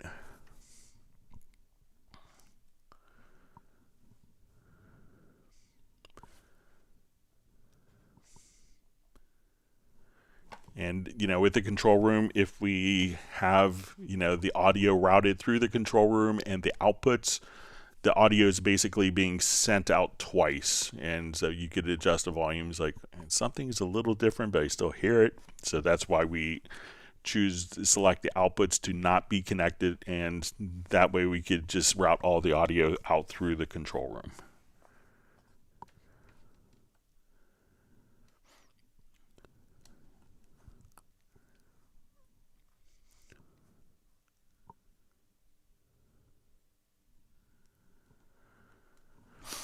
Okay, so we have a question from Yassian. Will there be a trial for FM Lab just to create 80s, 90s sound? Can I import a sample to make that sound? So I'm not sure. There might be a trial version for Halion 7. And if there's a trial version for Halion 7, I think that would include the FM Lab. And that's obviously used on, FM synths, and, the Yamaha patches that come with it are obviously, ubiquitous with the 80s and 90s sound. And it says, can I import a sample to make that sound? So if you have, the FM Lab is not a sampler per se, it's just, doing FM synthesis. If you're running it within Halion, you could, have you could have an FM, an FM synth layer with a sample with a wavetable synth layer with granular synthesis with virtual analog all together, with multiple sample layers. And that's kind of the beauty of, creating instruments inside of Halion is you have samples plus all the major synthesis engines.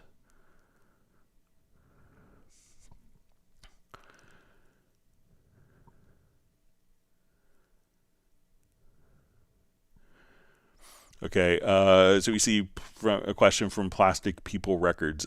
You did tell me this. Could you quickly say again, what were the keys to edit MIDI, etc. on the main window? So it's going to be basically be, so if we had some MIDI data here, I'll just randomly draw some in here. My composition for Gareth here. I'm going modal. All right.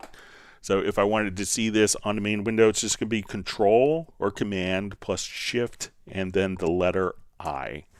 And that would open up the in-place editor right there.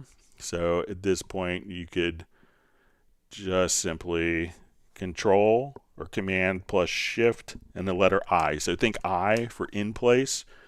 And you could also have an icon here. So if you right click on the tracks, if you forget the key command shortcut, right click on a track and you want to say track control settings. And we could you may see the edit in place and the hidden controls. You could add that to our controls here.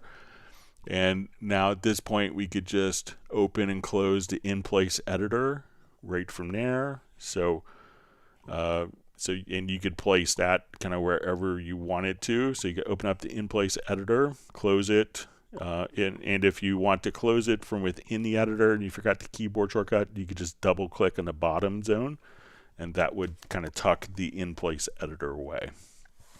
So thanks for joining us, Plastic People Records. Glad that you could join us for the live stream today.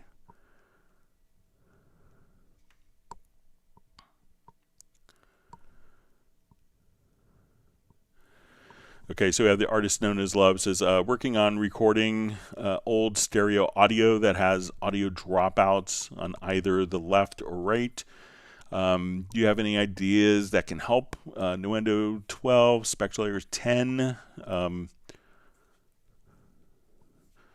So, probably for if I was doing a lot of stereo editing like that, I would, if it depends, like if the material is different, but Wavelab is really good for this particular type of editing.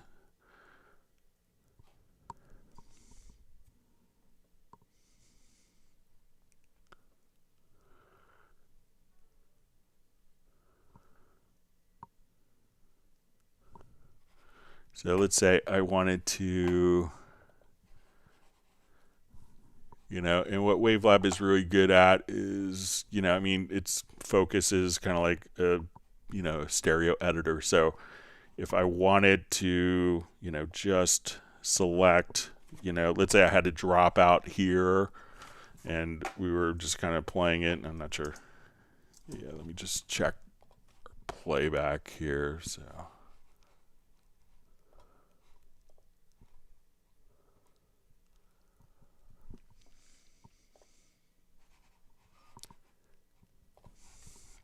All right, so say we're playing this back and like we just had like maybe a little dropout like that we could easily kind of take the same section here, copy and then go up here, paste, so you could kind of do different functions like that where you could easily edit the stereo file or edit only like, the left or right channel very easily in Wavelab. So, if you have like just a couple dropouts, you could probably, in Cubase split the channels into two separate mono files and be able to kind of, maybe take parts from one file and copy it into the other and kind of hope that there wasn't any like hard panning going on that was really obvious. But, but that process could be a little easier inside of Wavelab.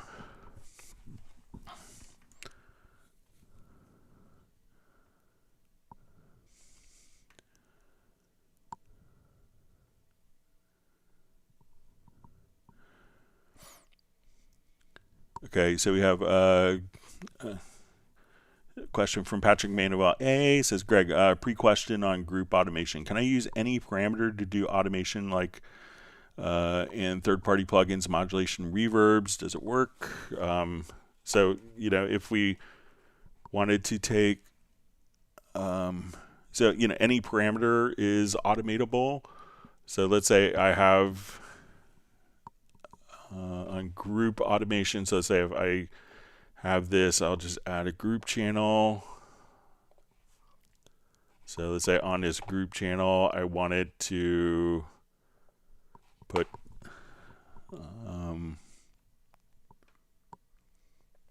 modulation reverb. So let's say if I just wanted to come here to, let's just get to inserts, we'll drop reverb on. All right, so now what I could do is, let's say I wanted to, let's just change the room size. So I'm going to come right over here and we're going to say show room size automation track. And this will open up my automation track right there for the room size. And then if I wanted to modulate that, I could just, like, while the whole thing is playing.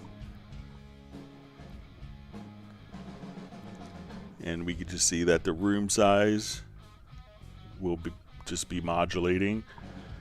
So even if I wanted to do, okay, I want to switch this to triangle wave.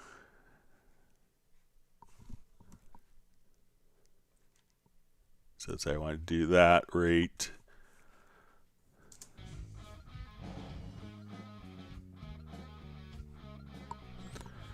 So any parameter could be automated, and if you want to do kind of modulation on it constantly, you could do it just like that.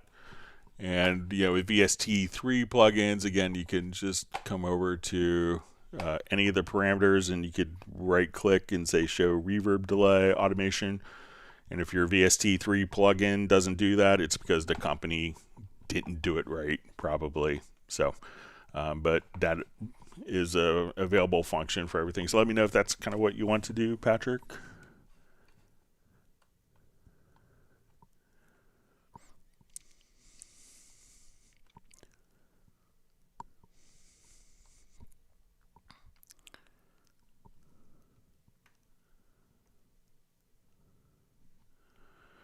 All right, wonderful to see Brian Sawyer Sr. on. Says, wow, you got an error trying to say hello. So sorry about that.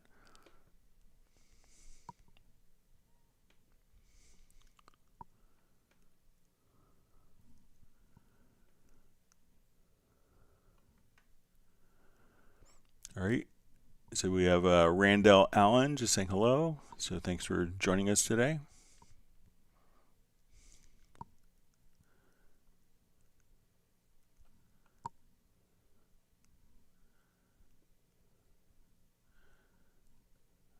All right, so Volker has to take off and just wants me, he says, bye, Greg, and teach them. So.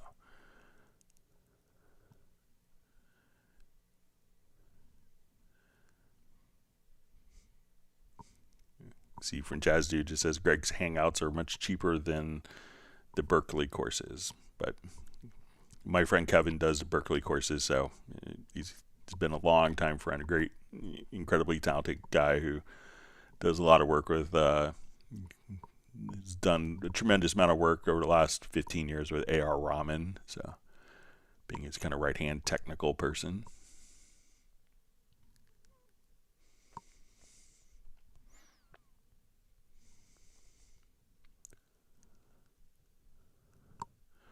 So you see from DL White just that it says that answer helped a lot. Thanks. That's good.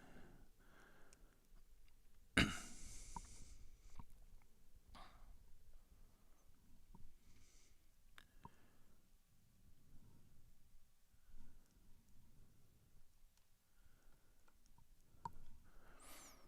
can see Patrick Emanuel A says Cubase course is twice as expensive as Cubase itself. So.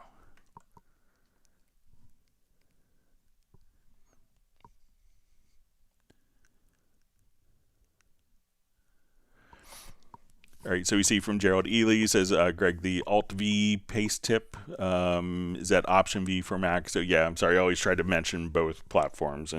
But yeah, Alt-Option-V is like paste in place so that it will always go in the same exact time. So yeah, it is. Sorry for not being clear on that.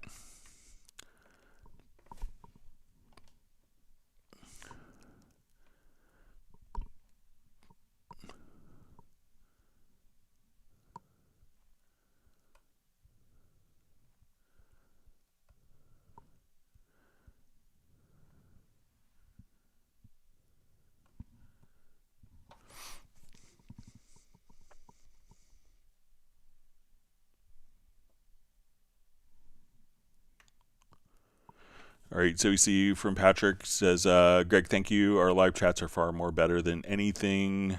Do composers attend any courses to learn Cubase, or are they just trying because I don't know what's true? Hope you guide us with truth.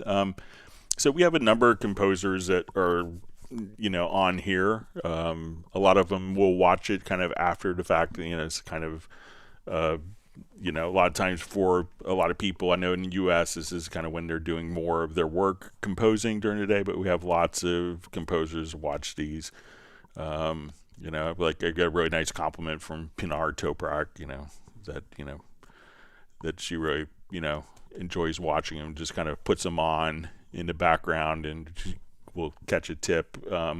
And working with Alan Silvestri, I got to do a Cubase demo for him a couple years ago, and I'd never met him before, and he's, done everything from Back to the Future and Forrest Gump, and, I think he did Avengers, just incredibly, prolific composer I've been listening to since, I was a kid.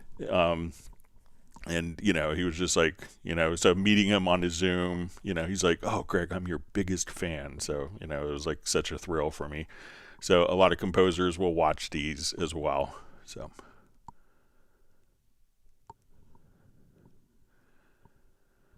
All right, so we see Soren from Sweden on. Says he almost missed this, but he's excited about a game patch release.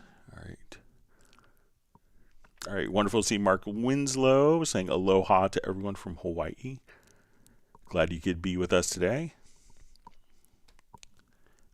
Just thinking of Hawaii makes me relaxed, so.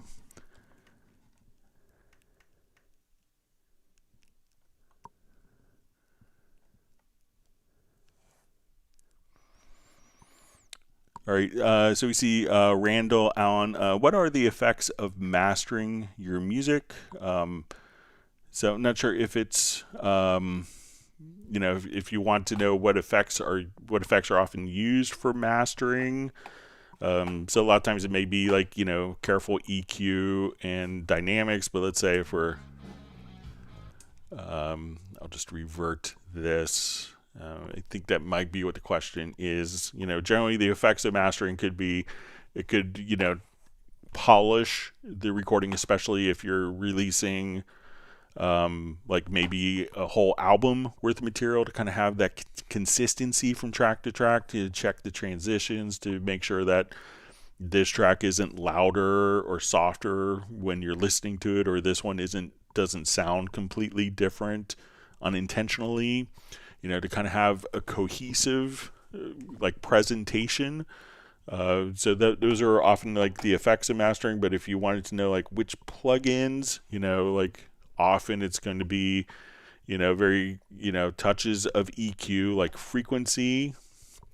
You could get into a lot of different processing in the dynamics, and this could be like going into like the multi-band compressor, which would allow us to compress different frequency ranges independently in frequency. We could also go into kind of a dynamic mode where we could just come over here and choose our different frequency ranges, and then we could enable dynamics, and we could choose where we want to be processing on mid side or left or right independently. And different, and one misconception, but something that people often do, is kind of use limiters, so or like a maximizer to kind of increase gain at the end. So those are common like mastering types of processes, and it could be that every song could need different things, so don't necessarily look at someone's chain online and copy it, because that may work great for that particular song they're working on and may not work for your song at all. So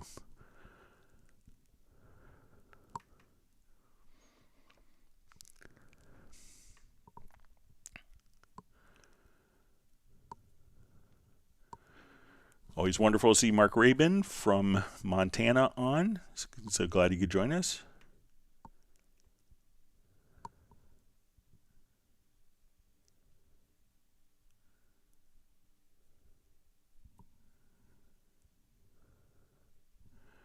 All right, so we have Miguel, who just got home from a live gig, and saying hello to everyone.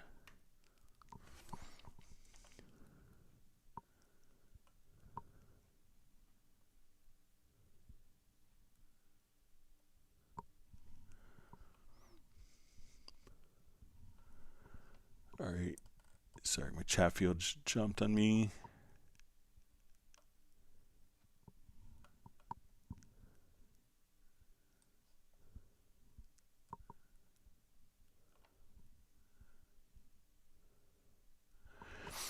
Okay, so we see from DLY question, thanks again for your answers. Can you explain changing MIDI notes and drum parts? I want to change every other 16th note hi-hat velocity. That way when the snare velocity slightly, then vary the snare velocity for slightly lighter parts. Okay, so let's go ahead and show you how to do that. And this is a great use case of the logical editor.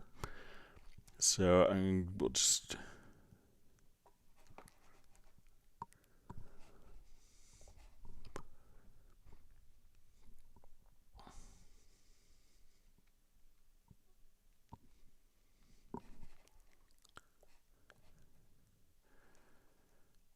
Okay, so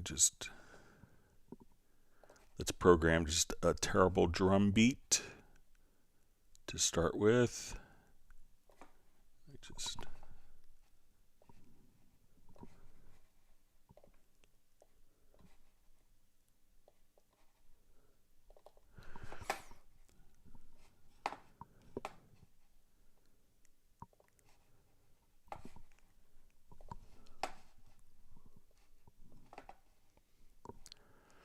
Okay, so let's say I want to take my kick on 1 and 3. We'll do snare.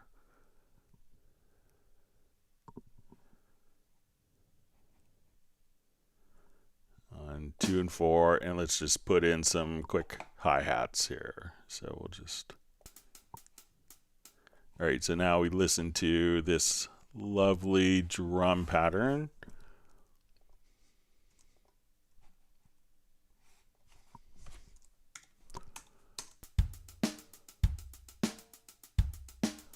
All right, and helps if I'll put this on 1 so I'm not so interesting. All right. All right, so pretty vanilla. All right, so not what a lot of us would be proud of in drum programs. So let's say I want to take the hi-hats. All right, so one of the great things you can do in hi-hats is obviously kind of, vary the velocity, but we could automate this process. And I think there's even a preset that I did for this in the logical editor. But let's say if we come over here, we do our logical editor setup, but we'll just choose to transform, see if I get it going quickly here. So we want to take, we'll say value 1, and that's going to be our pitch. We want to say is F sharp 1. So we're going to do this for our hi-hats. So we'll say F sharp 1. Okay, and what I want to do is we'll say last event and every other event, and we'll say we want to take value 2, which is the velocity. Sorry. And we'll choose event counter rather. And I'm going to choose, I think, 2. And let's say I want to, so we're going to take, so I'll just test this. We're going to select, and I think this will select every other F sharp 1 note. Okay, so what I want to do is to take every other F sharp 1 note and drop the velocity. So let's say it's at 100. So I'm going to select transform, and let's choose insert. And at this point, so what we're going to do is take every other note, and what we do in this area is what we do with those particular notes. So at this point, I want to take value 2, which is going to be our velocity, and we're going to subtract 40. So now that we play it, so our hi-hats are really boring, but now if I come over here and just hit apply,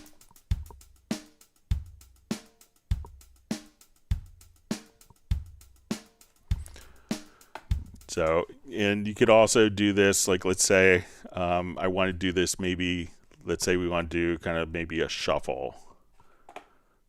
So like, let's see if I could maybe just kind of create like a little Bernard Purdy kind of deal. So I want to put, I think,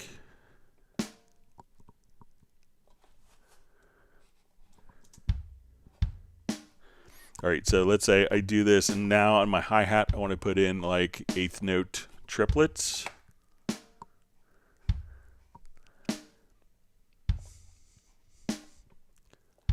Okay.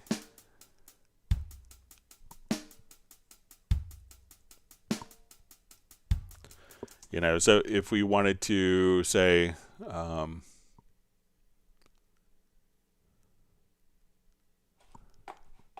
you know, so like, and so if you wanted to, you know, do stuff like that. Now, if we wanted to take like snares, and let's just do like, let's say we wanted to vary the, you know, vary the velocities of D1 here.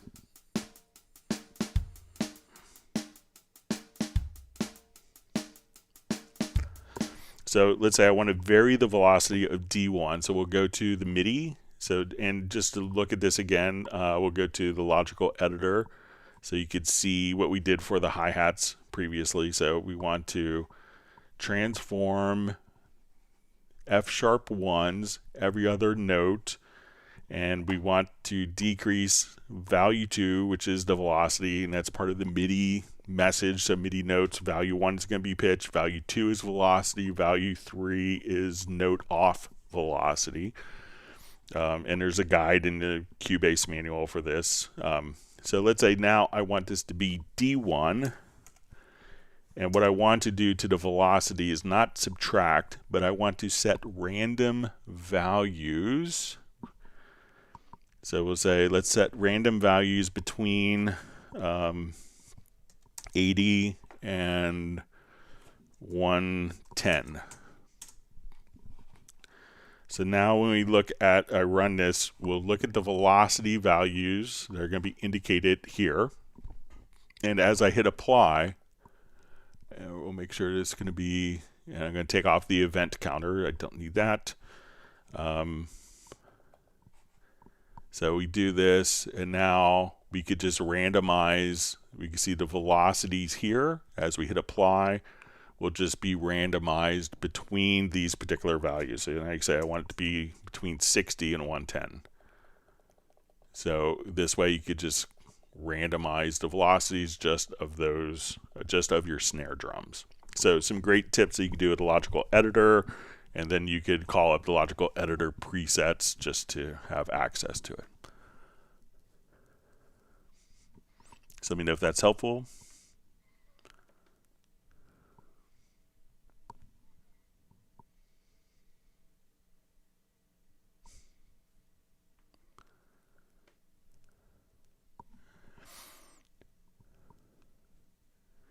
I'm accused of being a tricky man by Michael Pierce. All right.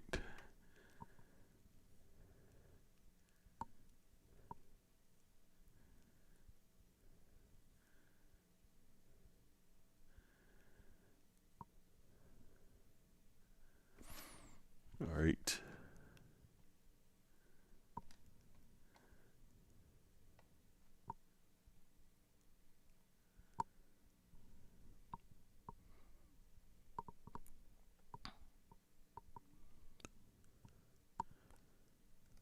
All right, reading through comments. All right, see clarification on the Ronan Seiko music about kind of playing loops infinitely. So yeah, Cubase doesn't have anything like that, but you know, I'm sure you know there's people thinking of it and how to do it really cleverly.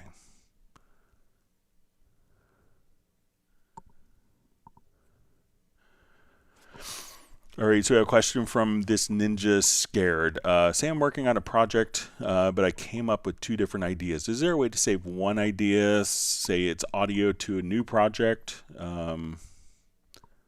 So what you could do, you know, like let's say, just clear my throat. What you can do is come up to, let's say I have this particular project here and I wanted to import tracks from a different project. All you have to do is say I want to import tracks from project, select a particular project. So let's say, okay, I want to go to documents, projects, and I want to take this particular project. So we'll say, okay, and now I could just say, okay, I want to select all of the tracks and let's put them in. I could import them with the events, with the channel and inspector settings, or let's say I don't want the automation, and hit OK. And at this point, all of my projects will be incorporated. All my tracks can be just incorporated within the project. So try just doing maybe in, you know, save the project separately and just do file to import tracks from project and select the particular project. And that way you could have parts of multiple projects all in one single project.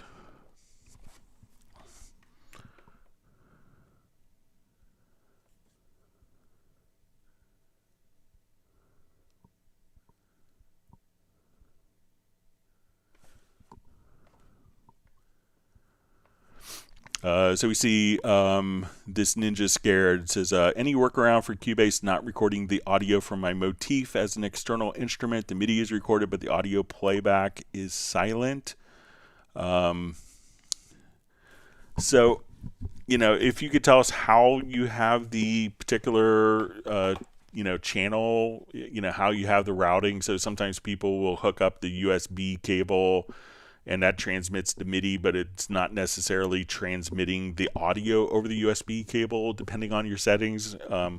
So make sure that when you go to your audio connections here, and we go to external instruments, so that you have this connected, and this audio is being connected directly to an audio input for your main audio interface. I'm not sure if, you know, sometimes you can use the Yamaha workstations as, you know, your motif. You could use it as an audio interface as well, you know. So if you have another audio interface, you want to make sure that the motif is connected, you know, via an analog or a digital connection from the keyboard to your audio interface. And then once you have the particular data, so if I come over here and I go to my instrument, and we say, okay, I have an external instrument. Let's say it's my motif ES.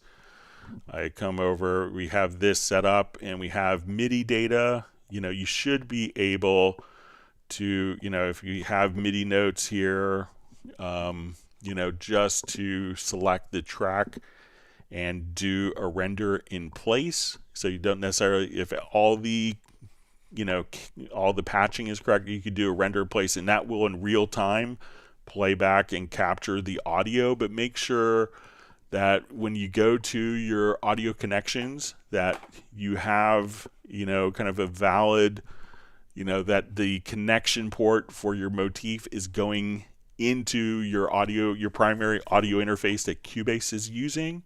And then you should be able to record it and export your files. And because it has to generate the sound in real time, it's going to do it in real time, not faster than real time. So it'll play back the project and capture everything over.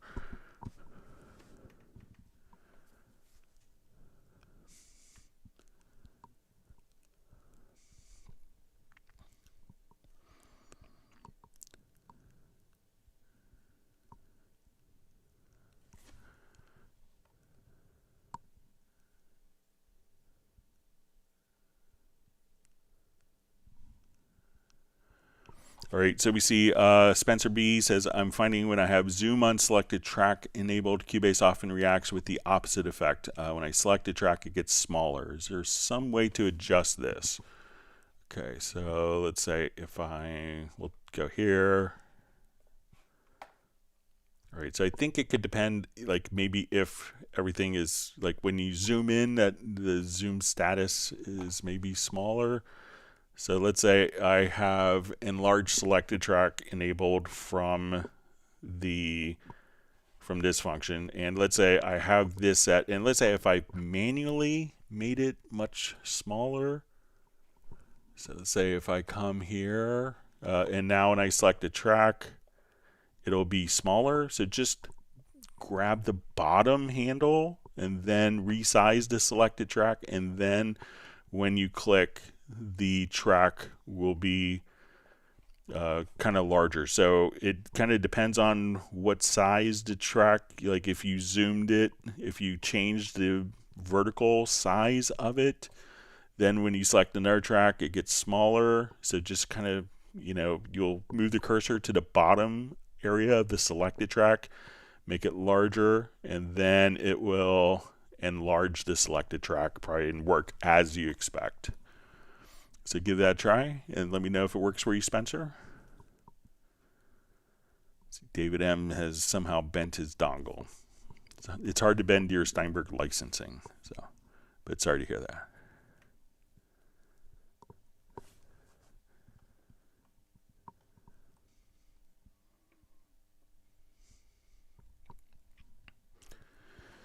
Uno Memento says, is there a special order how to put the de-esser, EQ, compressor in the inserts of the vocal track? I've noticed that there are many schools of thought in these. So no, there isn't. And I'm not one that I like to approach each song, each mix independently. So, it's very easy to kind of copy settings.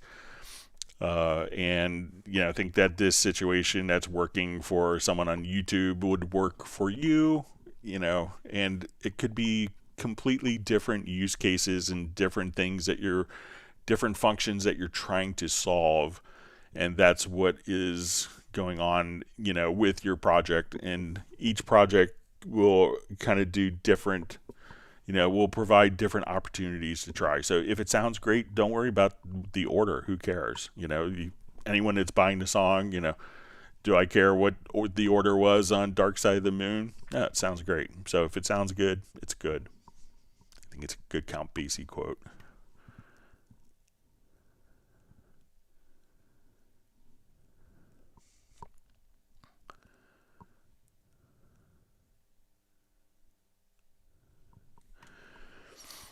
All right, so we see Patrick Emmanuel A asks, Greg, on Project Logical Editor, how to select all MIDI tracks and make them as a folder. Okay, so we'll jump to this. So we have MIDI and audio tracks here.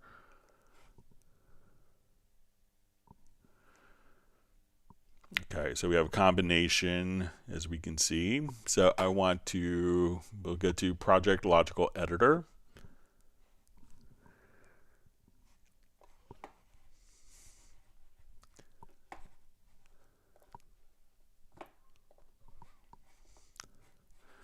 Okay, so what we want to do is to select MIDI media type equals MIDI, and this will include instruments as well.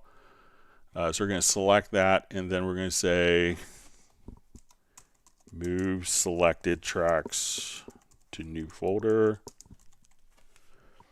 All right. So if I do this right, and let's come over here, and now all of my MIDI tracks are within this folder. So no MIDI tracks left, they're all in that particular folder. So I'll go ahead and save that as a preset in case we need to do that later.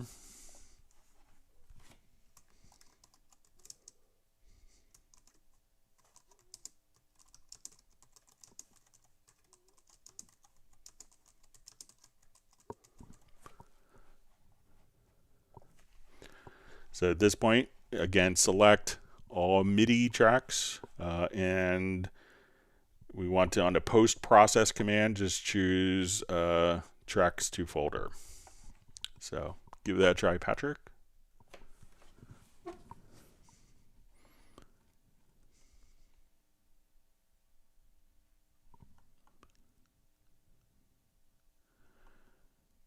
See, David M was able to successfully transfer his e-licenser to his bent e-licenser license to another fresh e-licenser. That's great.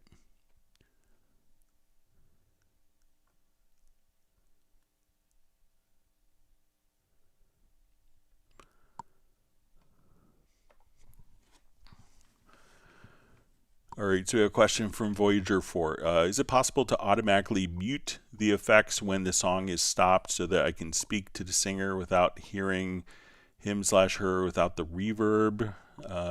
Greetings from the Netherlands. All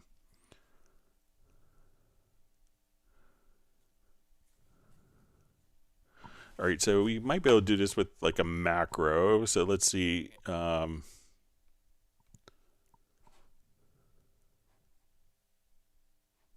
Or let's see if we can do it with maybe we can do it with the Project Logical Editor preset.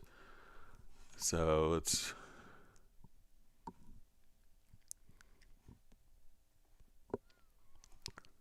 come over to the Project Logical Editor.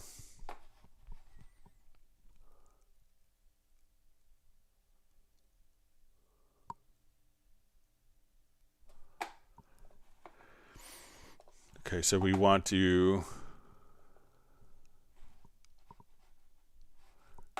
we'll come over and we'll say media type is equal to effects. Let's see if we have an effects track in here. To effect. Okay. So we have, let's say, our vocal reverb here. Okay. And what we want to do is we're going to transform, and we're going to take the effect position here, and let's go to track operation, and we want to mute, and we want to toggle. And at this point, let's activate the TalkBack.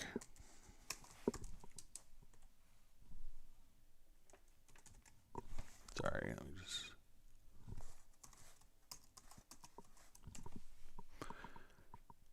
All right, so TalkBack on and off. So let's say if you have the TalkBack set up, I'll come over here. Let's see if like we have this vocal reverb. So let's say. All right, so if I did this right, it's going to mute that and enable the TalkBack. I can hit the same button again, and the TalkBack is turned off and the effects are on. So this way we could say, I'll save this as a preset. So you could have one particular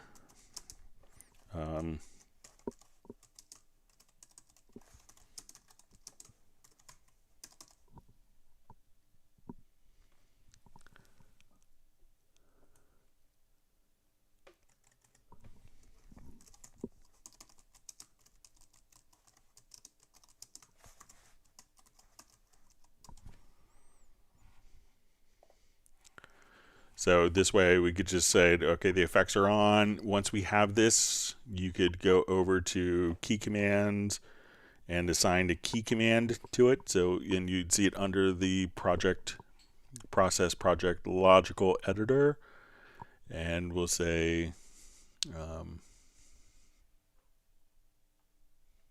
call it toggle. All right, so we'll say, toggle effects and TalkBack, or we could assign it to our MIDI remote as well. So let's say I want to go to this particular page, and I'll take that button that's selected there and go to key commands to process project logical editor. So we'll see the CCLS for Club Cubase live stream, and toggle effects and TalkBack, and apply that to that particular button.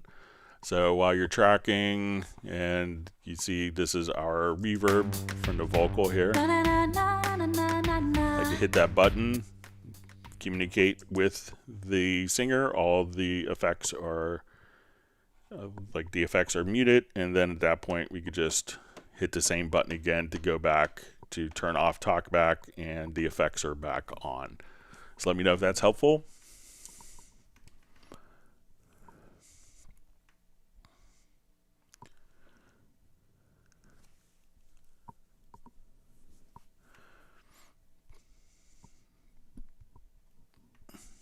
All right, reading through comments. Thanks for all the great questions.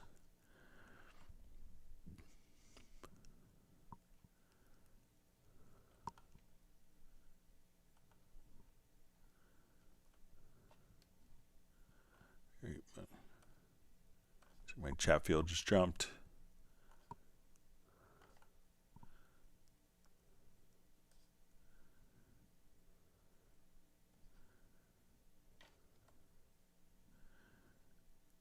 Okay, so I think I'm back where I was. Thanks for all the wonderful questions from everyone.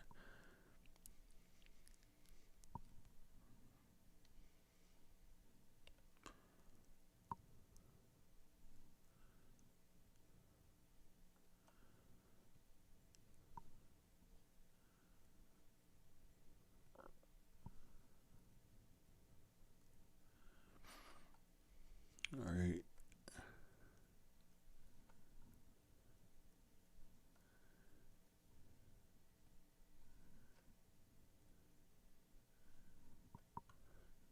Reading through comments here.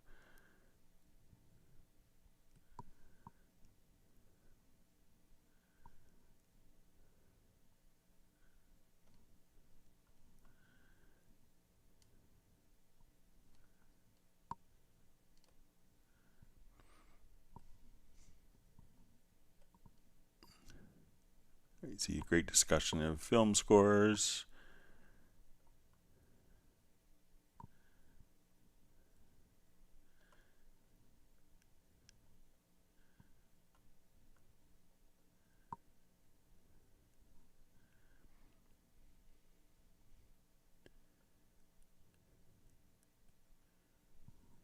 See, Neil Conway says his VA disability grants him a third career, so he wants to go from poser to composer. So that's great. All right, so we see that DL White says logical editor was the answer, so that's great.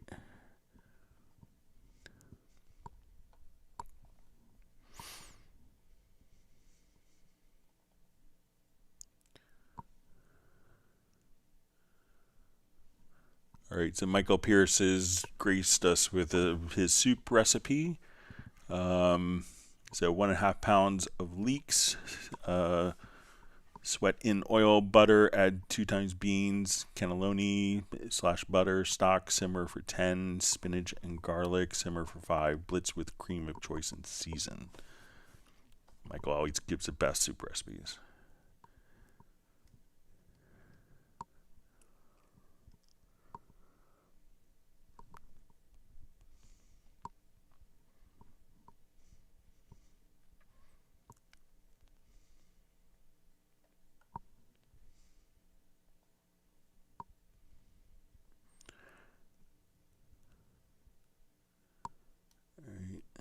See lots of admiration for John Williams and Aliens and Taxi Driver soundtracks.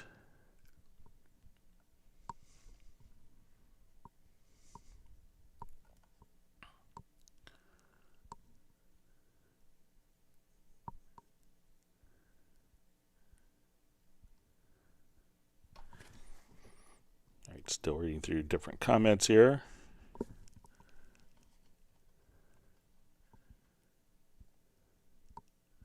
See, Herbie Hancock mentions, I haven't talked to him in a while.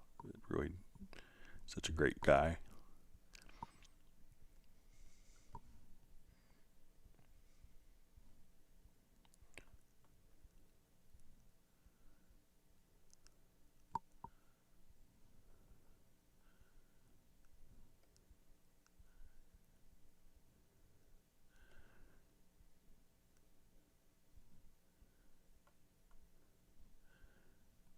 We learned that Nick watches MASH while he's eating his lunch, so it's good to know. Could be a future trivia question of some kind.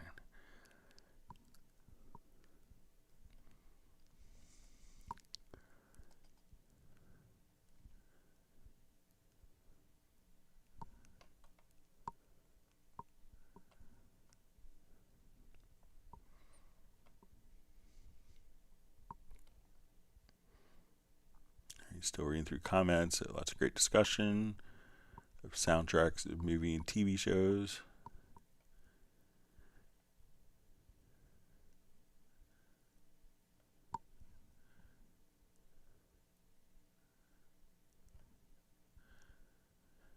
All right, so I think we're at the end of questions here so far. So let me, it's just great quickly reading through everyone's favorite little TV and film soundtracks, but we had some questions that were sent in.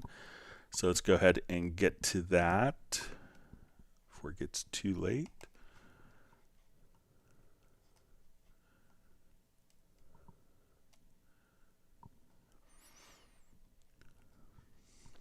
Okay, so a question. Is there a way I can set my default MIDI input? I have a MIDI keyboard and a drum pad. Drum pad is used only for macros. I'd like my instrument MIDI input set to my keyboard instead of all MIDI, thank you. So I think the best way to approach this, instead of using your keyboard for all MIDI, is to take a different approach. So if we want the drum pad that's only firing off macros not to trigger particular MIDI notes, at this point what we could do is let's go to your MIDI port setup, and where you have the drum pad controller, choose for it not to be included in all MIDI inputs, and then your drum pad controller is only going to be firing off macros, and every time you go to a track it's only going to accept MIDI information from your MIDI controller and not the drum pad. So this way we don't have to change the default one. We just have your drum pad that's triggering controls, macros and other functions, just not be a part of the in all MIDI inputs. So give that a shot.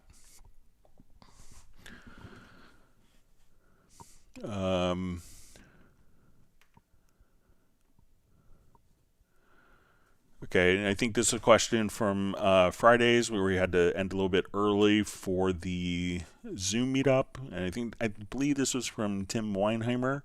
And his question was, I wanted to know what the DDP 1.5 player, the free utility program on the Steinberg website, is it for it says spectacular layers, probably for spectral layers.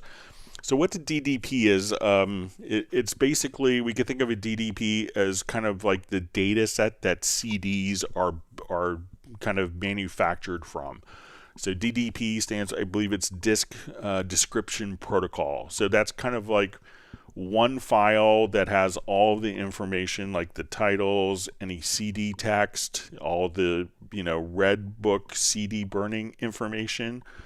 So it's one data file that will do that. So the free DDP player, and when we're inside of WaveLab, we'll come over here, we'll open up WaveLab quickly. and we're in WaveLab, instead of burning a CD, if you're getting a CD manufactured, what we would do is just come over, and let's say we have our CD all kind of laid out in our montage, and we're super happy with everything. When we get a CD, we could now at this point, when we go to actually write the CD, it says I don't have a CD drive connected, but we could actually write a DDP image. So if we were sending this to a client, most clients don't, and this is often like the critical, okay, everything is done, everything's laid out, here is the DDP file. And a lot of clients were like, oh, yeah, I don't know how to open up a DDP player. If I send it to a pressing plant, they could take the DDP image and, manufacture CDs from that DDP image. So that's why we gave the utility so that a client could download the DDP player utility. And it's not just WaveLab that makes this. Other programs will create different, DDP files, often for mastering. But it's, generally for CD preparation. But this way, when you create the DDP image, you could send the file to the client. They could download this utility and listen to the DDP to make sure that, like, all the transitions, that the whole file, everything was working, even if they don't have a physical CD player or CD-ROM or DVD-ROM on their computer anymore. So that's what that is for. So it's not related to spectral layers. It's going to be more of a mechanism for a client to be able to do like an approval or like a quality assurance check, or for manufacturers. So that's why, the DDP players, just so you could send the file, the DDP image, and say, open it up in this program and listen to it and make sure everything is fine for you. And then that's the player, the utility to play back those files. All right, so jump out of WaveLab. All right, so we see question, how to reassign MIDI notes for pads in Groove Agent SE. All right, so if we want to do this, let me just jump up. All right, so let's say we open up, we look at our instruments, let's say we have an electronic drum kit or a controller, and I want this, this note to trigger a different sound. All right, so a lot of times people would think, okay, you could click here, and we see the MIDI note indicated in the upper right-hand portion of the pad. So as we select different pads, that we can just see these particular pads each have their different MIDI note messages. So as we want to do this, if we wanted to reassign this, a lot of people think to right click and they don't see like a way to reassign a particular note. But what you could do is if you click on the use hardware controller mapping, so just below the very bottom right hand corner pad, and once that becomes illuminated, at that point you could right click and we could edit learn the trigger note, or we could assign the particular MIDI trigger notes right here. So to reassign the pads, so if you're playing, and there are presets for if you're using like electronic drums. So you have like an E drum controller. I think this works for Roland stuff, and you have a Yamaha mapping, and this would handle kind of all the hi-hat stuff, and that's like could be the really tricky part. All the different open, closed hi-hat settings and making those work through the controllers. So at this point, you on either a beat agent or an acoustic agent kit, just click right on this icon, and then you could right click, and there's even like an edit learn trigger note, so you can say, oh, I want this note to play, and that will just capture that particular MIDI note message. So that's how we could reassign different MIDI notes to the particular drum pads. All right, so another question that was from Friday's live stream we didn't get to was says, hi Greg, would Dolby Atmos produced songs sound accordingly on a 5.2 home theater system? So usually most home theaters are like 5.1, but I guess the answer would probably be the same. So, one of the benefits of working with Dolby Atmos is, when we do traditional 5.1 mixes, like, we'll call it historically because it's been 25 years or so, when we're doing 5.1 mixes, those would be 5 separate channels or 6 separate channels. So you have the left, right, you have the center, the sub or LFE for low frequency effects, and the surrounds. And then you could pan directly to and send that information directly to the various speakers as you're going through your mixing process. Now with Dolby Atmos, the concept of Atmos is that it is scalable, because that not everyone's going to have a 5.1 setup. And if you're in a movie theater, they may have 64 speakers. If you go to someone's home setup, they may have one sound bar that's Dolby Atmos. They may have 2 Amazon Echo Studios. They may have 12 channels with 4 channels in the ceiling, kind of all mapped for Dolby Atmos. So one of the goals of Dolby Atmos is to be able to, instead of it going directly to a dedicated speaker like the left speaker, the left surround, and move between dedicated speakers, that the panning information in an Atmos file will be scalable based upon the playback system. So if you just have a phone and you have a Dolby Atmos file, it may just play back mono. If you're listening to it on 2 speakers, the Dolby Atmos file is supposed to be able to play back and fold down to playback as a stereo file. If you have a 5.1, the Dolby Atmos can then play back through 5.1 setup. But you would probably need to make sure that your 5.1 setup is set up to accept a Dolby Atmos file.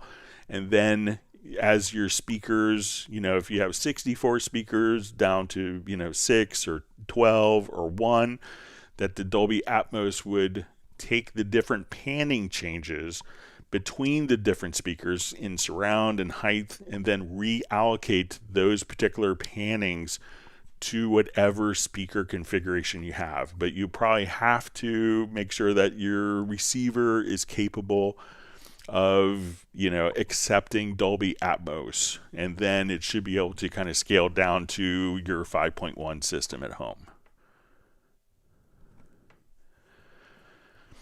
All right, another question we had from Friday was from Greg. Is there any way to open, close all lanes? I've looked for ages, but can't find anything. So let's go ahead and take a look at the Project Logical Editor. So we'll just set up a quick condition here. And we'll create some lanes. All right, so let's come to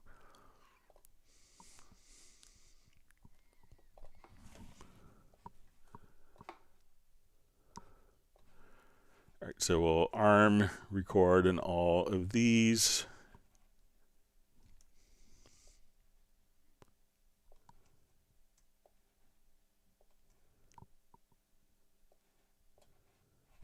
We just turn off the preference for the enlarge selected track.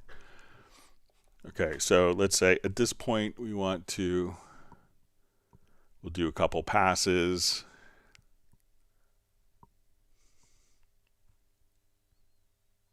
All right, so now we will have lots of lanes available. So let's go ahead and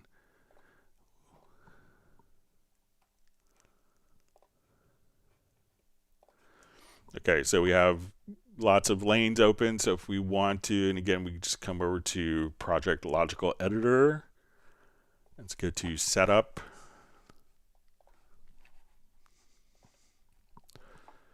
So we want to transform, and we're going to say, let's take container type we'll say track, and or we could probably just even say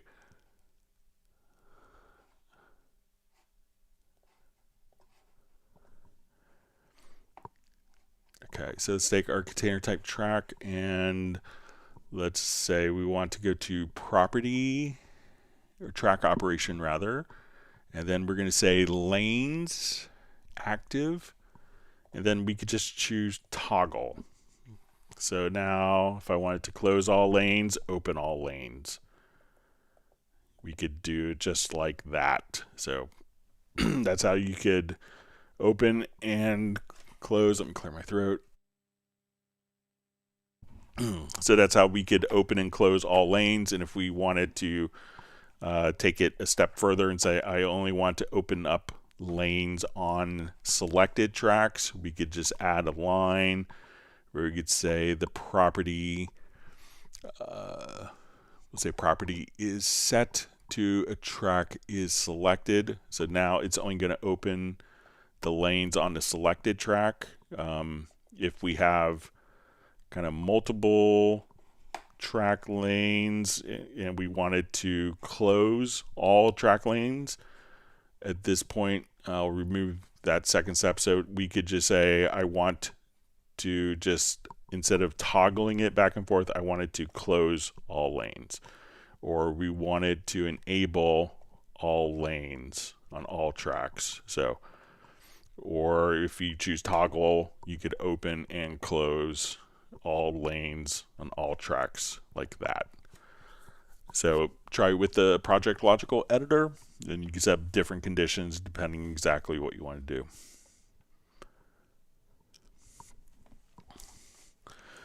Okay, so we had a question from Friday. Hello, Greg. For some reason, I cannot hear the metronome.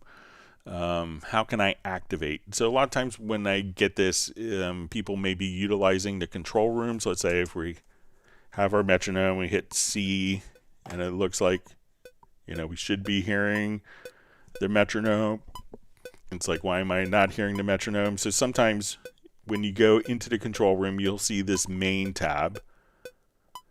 All right, so make sure that on the metronome, because we could have the metronome kind of playing back normally, but we could have it muted in the control room. So just right here on the main tab, make sure that this button is blue for the metronome, and then the metronome can go through the control room, and then you could even set kind of the click level. If we click on the main button here, just to expose the parameters underneath, and then at that point we could, but make sure that this is turned on right there, and then you should be able to hear the metronome.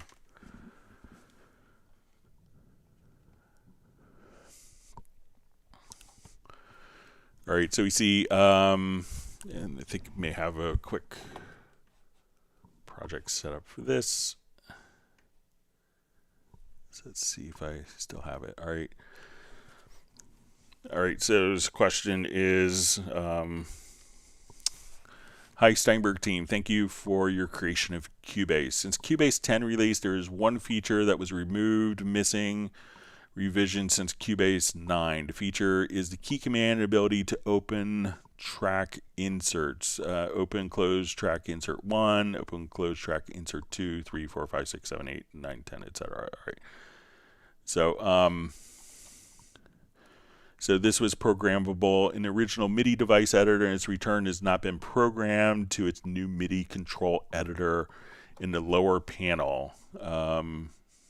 So Cubase needs its purposeful design to open and close each insert on selected track individually. I'm confident Steinberg did not intend to cripple this existing feature with its update license purchases, but as a longtime Cubase user since Cubase 5, can I request that this ability be relinquished in the next update license of Cubase 12.5? I'm aware Steinberg has a big team, and people like Greg Undo are a gift to the frontline users of this cutting-edge software is being heard and the functions being restored. Thank you, Club Cubase. All right, so if we have a number of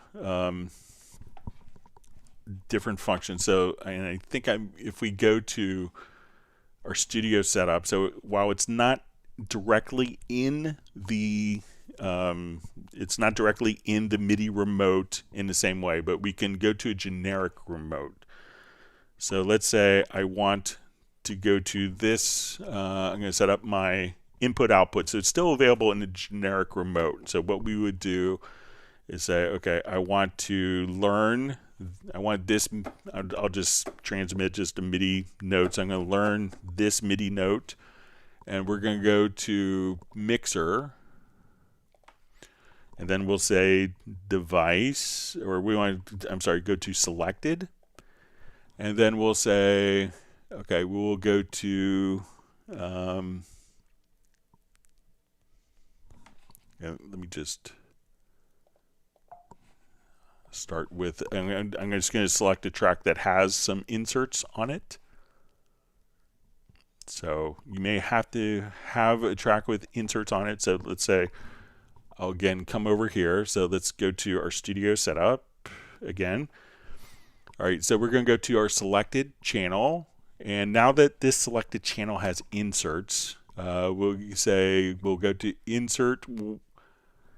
And at this point, we'll say, okay, let's go to Studio EQ. So we see that these inserts, right? And even though these inserts are specifically listed, like for specific plugins, I'm going to say we're going to take that on and off, and I'm going to say let's just toggle that. And I want my next note. I'll come over here to input 2. So I'm going to learn this particular note. All right, so I'm just going to hit a MIDI note to assign, and I want this to be for insert 2. Now we see the actual insert of the particular channel, but don't worry about that, and we'll have this set to toggle as well. So I go to this track, I hit my MIDI note message, and I could turn off insert 1 and 2 just by sending the MIDI note message. Now when I go down to another track, so let's say this has different inserts.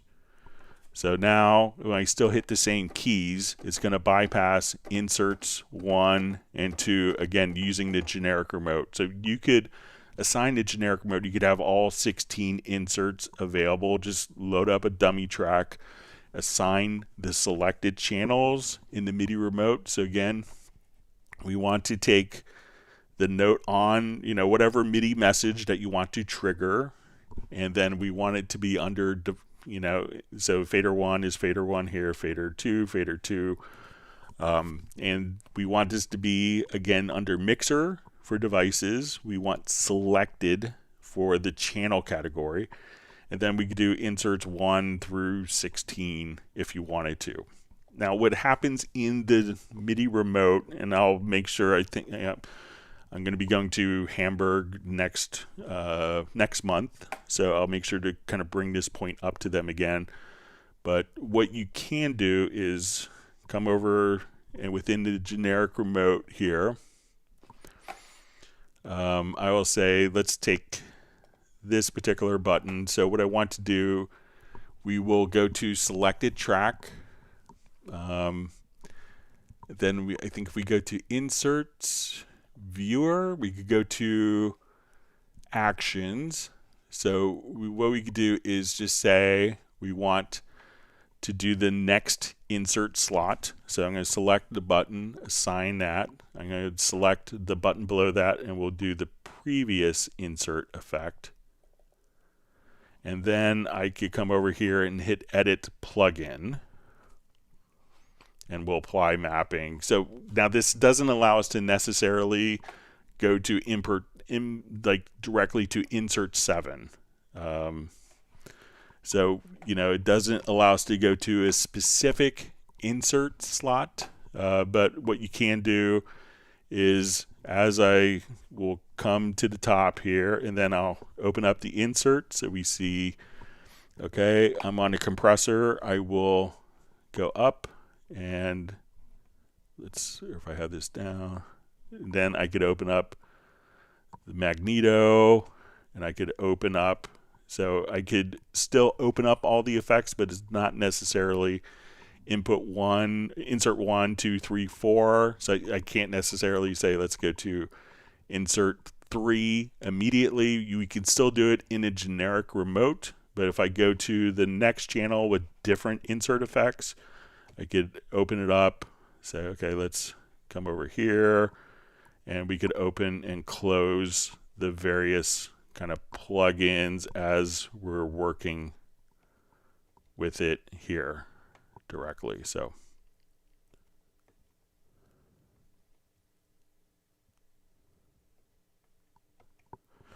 you can still get to the inserts, but you may have to kind of cycle through the inserts. I know that that's, not the best solution at all times, but you could still kind of do it with a new with the new MIDI remote system. But the generic remote is still there and still functional, where you could say go to insert 7 if you wanted to. So let me know if that's helpful. I think that was from Bo.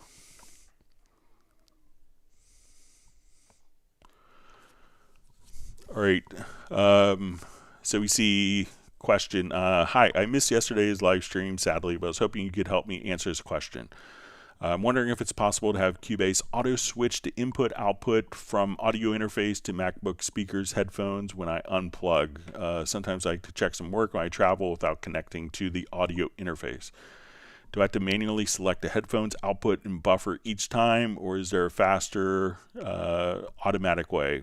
Thanks in advance, and thank you for all the help with the live streams. I've really learned a lot from you. Okay, so when you switch between, so a lot of times when we have a particular setup where, let's say I go to my audio interface here, and then I remove, let's say, like currently I'm on a MacBook Pro, and if I untethered from, and I just wanted to go directly to the built-in audio of the MacBook Pro, when I started up Cubase again, when Cubase sees that there's a change from the previous audio configuration, then it's going to prompt you, because it doesn't necessarily want to assume that you're going to use the headphone output or the or an HDMI output or a software driver output.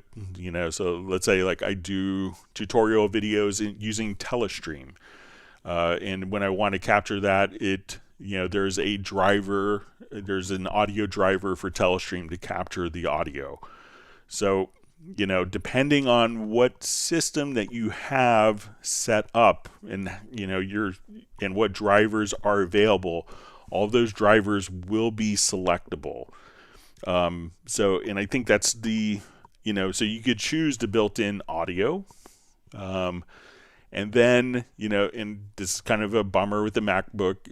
I believe that you still have to. I haven't tried it in maybe a year or so, but you may have to tell the program, you may have to tell your built-in audio interface to use the headphone, to transmit out of the headphone out as opposed to the speakers. And that's really a limitation of the design of the built-in audio hardware of the Mac. So you may have to physically do that, because it's not going to transmit to both the speaker and the headphone. So you have to pick directly if it's the headphone or the speaker output on your Mac. So, and that's kind of out of our control, and it's part of how Core Audio is working and how specifically the built-in audio is. So if we automatically switched it, that's not necessarily a good thing. So that's why we choose it. And then if the audio interface, you have to choose whether it's going headphones versus line out. That's a decision that Apple has made with their built-in audio that we can't necessarily switch. So I think it's 3 mouse clicks to do it, but that's kind of the the reasoning behind it. So we don't want to automatically assume that you're going to be using this. And if you're so sometimes when you connect headphones, it'll automatically switch. Sometimes it doesn't. And sometimes when you connect headphones, it doesn't play all the sample rates on MacBook Pros. So that's a problem as well. So some of the limitations you're running into are just functions of the built-in audio interface on MacBooks. All right.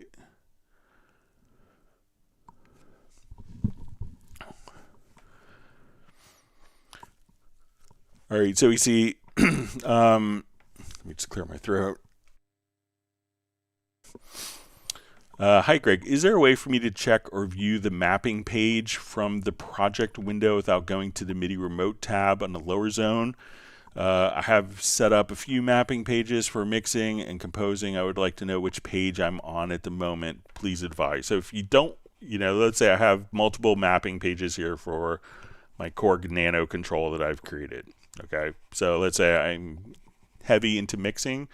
If we go up to the right-hand zone here, we could open up the mapping assistant, and you could see the mapping page that you're currently on. So if I come over here, we could close just hitting that button, and this way you could see which mapping page, and I'm sure that we could assign a keyboard shortcut to open MIDI remote mapping as well. So we'll come over here and let's get to key commands, and we'll search for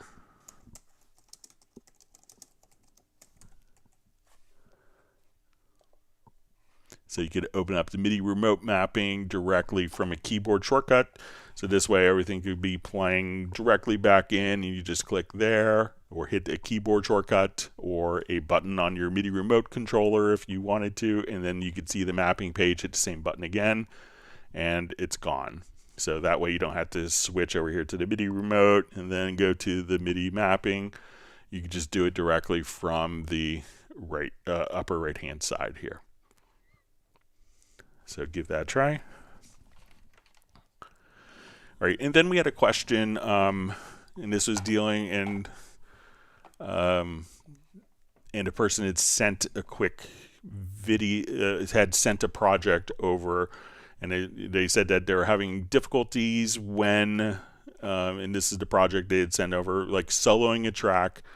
And when soloing a track, that another track that had a mute automation would be included within the solo. So let's go ahead and I'll just make sure we have our volume turned down. All right, so we have two tracks playing. We can see that this track drops out with the mute automation. So when I solo this track,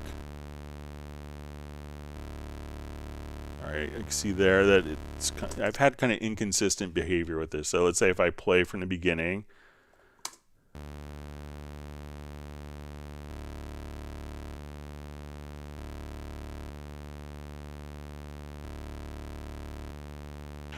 All right, I have that track record enabled, so I'll just revert this and make sure it's not record enabled. It's probably not helping.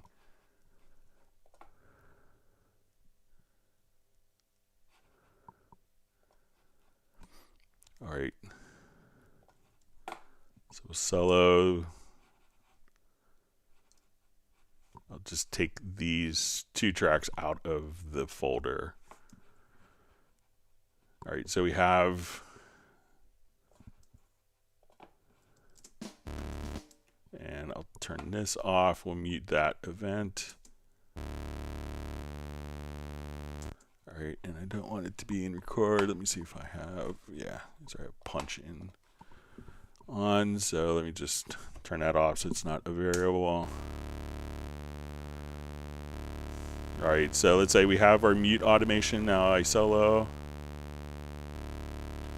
It's still kind of going through. So I've had times where this hasn't worked, but I'll send this over. So say,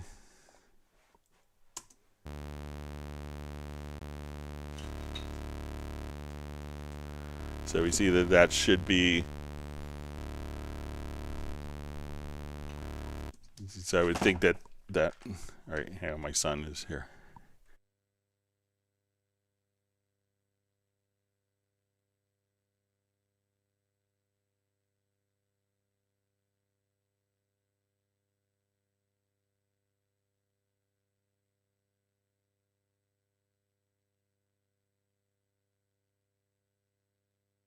Sorry, my son just got home from camp. But I've had this kind of work inconsistently, but I'll use this as kind of, so let's say if I have read automation enabled there, if we solo.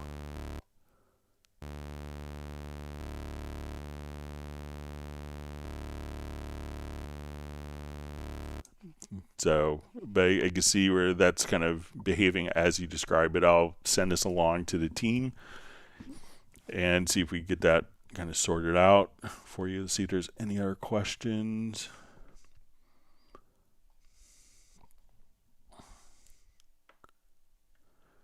All right, so I think we got through all the questions there. Thanks for, and again, you can send questions to clubcubase@steinberg.de.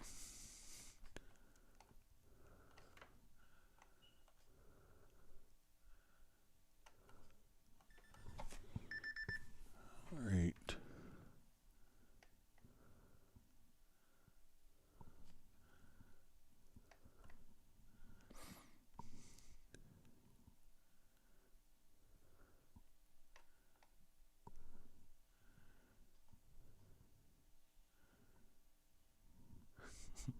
Gerald Ely is just saying future trivia questions. He has to write this stuff down. Yeah, I'll make little notes throughout different live streams. So nothing like, you know, having a trivia question thing and then not being able to, you know, coming up with good trivia questions 10 minutes before a live stream starts. So, all right.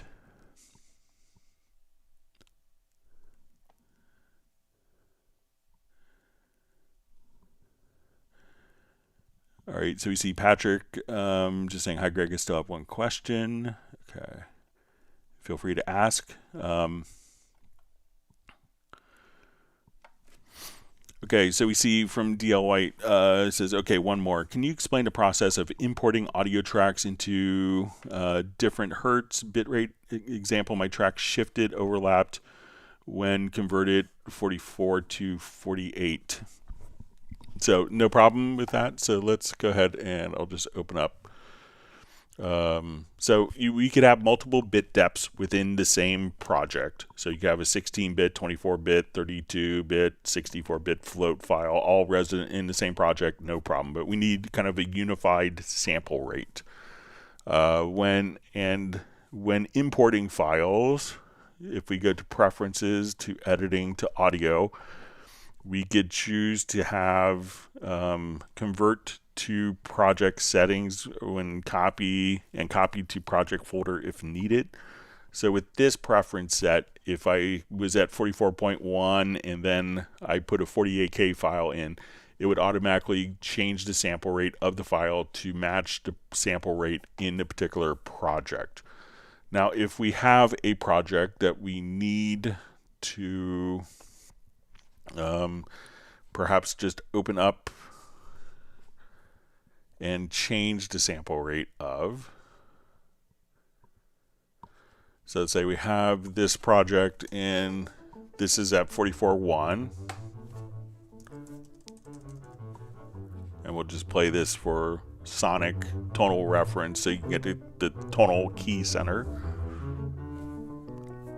All right, so all these files, when we look at them, are at 44.1. So if I wanted to change this to 48K for the project, the easiest way I found is just to come over here and go to the project setup. We want to say record file format. We'll say we want to go from 44.1 to 48K. We'll hit OK. It'll ask us, do you want to convert audio files to the new rate? We'll say yes. It says, do you want to keep the source files in the pool directory? So we'll keep them. No need to throw away the original files. And then this is the critical one. Do you want to keep the audio vents at their sample positions? So we want to keep them not at their sample positions, but at their like bar and beat positions. So we'll say no. So now we select the audio files. We see that they're 48K. And we listen back and it's the same pitch. So probably what happened, DL White, is when you did that last stage, and it's kind of a, you hit the OK key thinking it's like the right thing to do by default. Choose no for keeping it at this sample position, and then I think you'll be in good shape.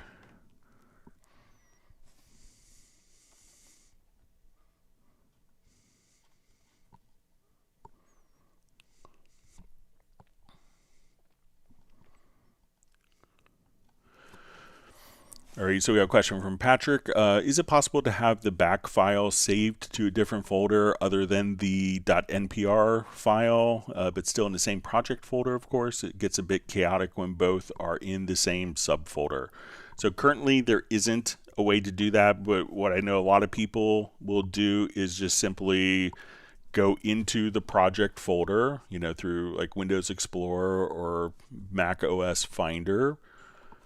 And so let's say if I wanted to come here, we'll go to, let's say, where we have, let me just see if we find, here we'll just probably have some backups in this one. So here we can see like our .back files is, just come over here, and I know, it's been asked many times to have like a separate, distinct backup folder, but at that point it often could get lost, and people would kind of often miss it. But you could, just come over here and make a new folder and copy the backup files into that folder. But there isn't a way where it automatically does it, unfortunately. Sorry about that.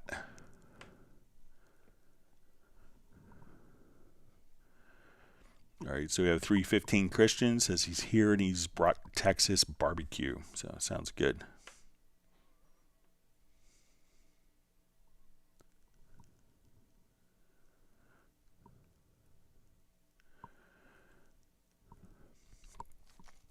Okay, so we have a question from Peter Wick. It says, hi Greg, given a MIDI event, when you then add a signature track with a different signature, is there a way to automatically let the MIDI transition to it, maybe with the resize tool? Okay, so let's say,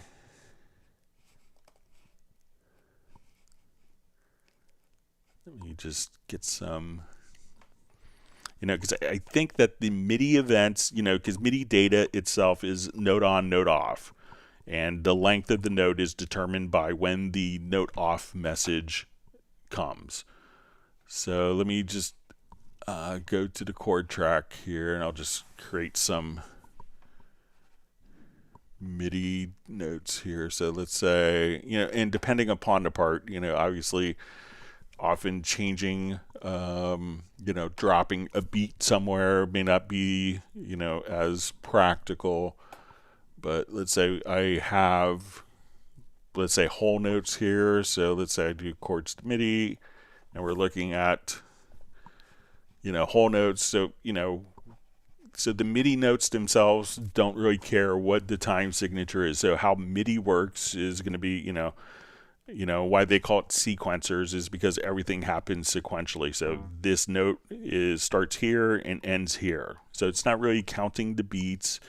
It's not really, this note doesn't care if it's 7, 8, 5, 4, 4, 4, 3, 4. So, but if we go to a signature track, let's see if I have one in here. Okay, so I'll just quickly add a signature track. All right, so we're in 4/4 for this, and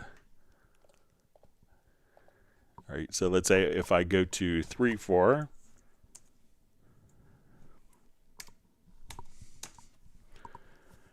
So now these notes, when we look at them in the editor, the notes are playing exactly the same, but they're not really overlapping. So, what you could do, we could, before we, do this, if depending on the musical situation, you may go to,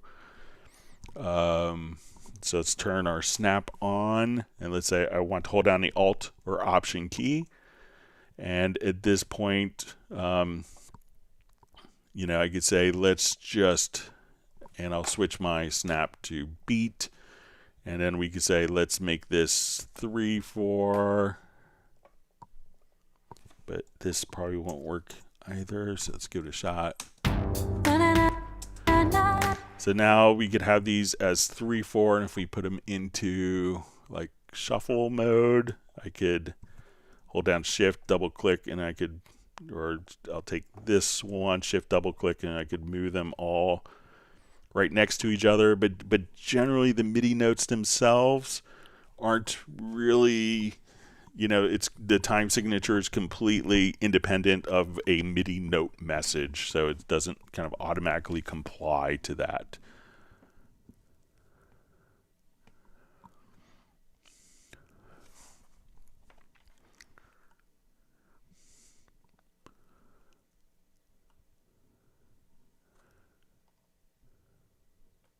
All right.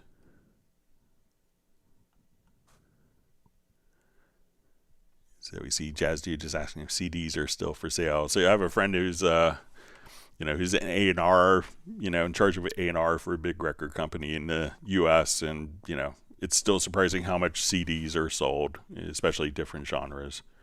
We're doing like Americana, country music. There's a lot of CDs sold still, interestingly enough.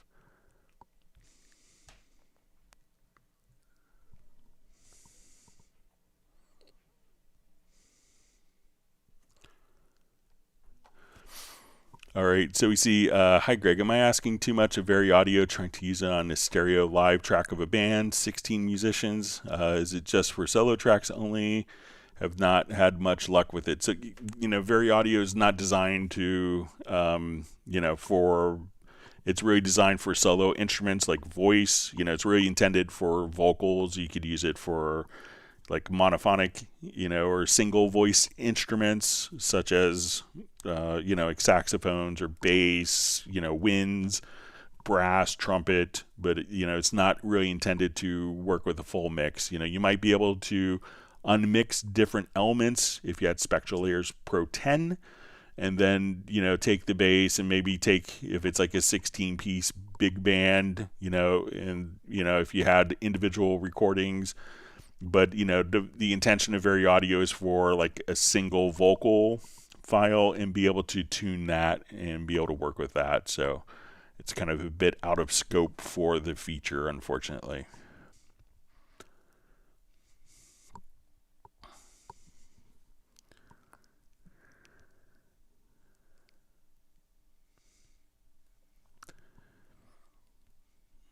Let's see, Michael Pierce buys CDs from artists at gigs, but he only has a CD player in his car. And Michael Teams likes to own his music and not be at the streamer's mercy.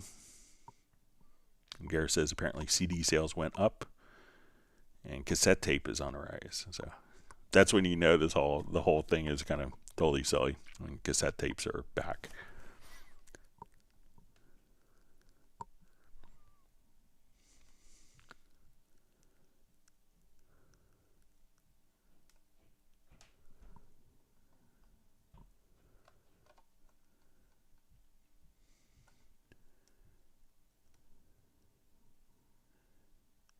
You see, Garrett says, sorry, they went up. CDs went up in 2021 and dropped slightly in 2022. So.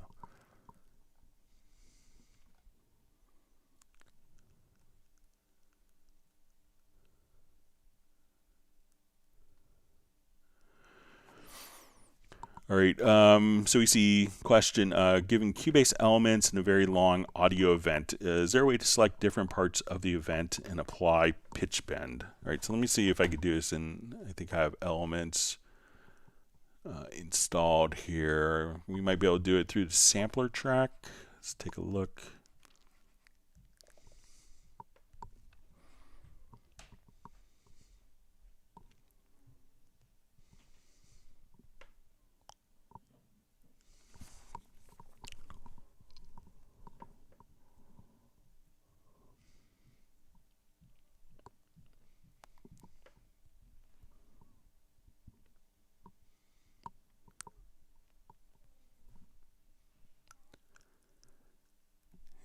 So sometimes, Cubase Elements doesn't have the direct offline processing. But I think it has a sampler track where you might be able to just simply do pitch bend in the sampler track.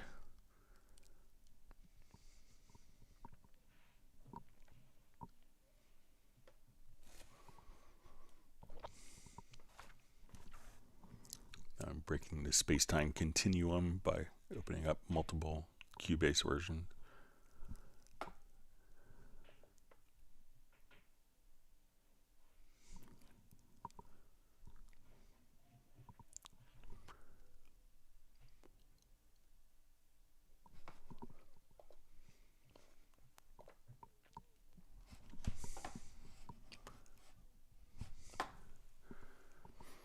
Okay, so we'll come over to media here real quick.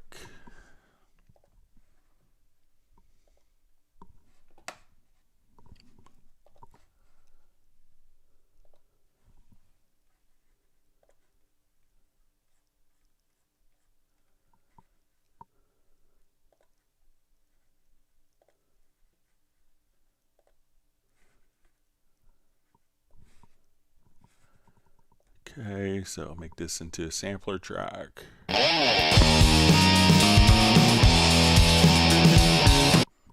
Sorry about that. All right. Okay, so let's say I want to now trigger this. Okay, so we're going to have our root note of C3.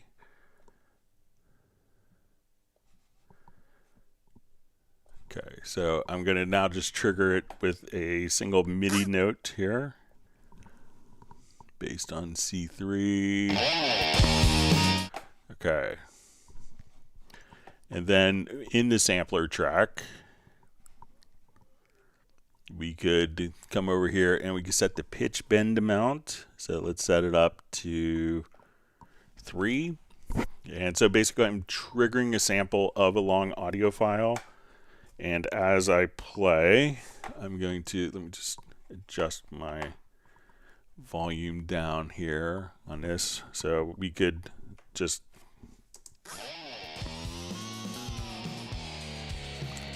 and I could record that pitch bend data.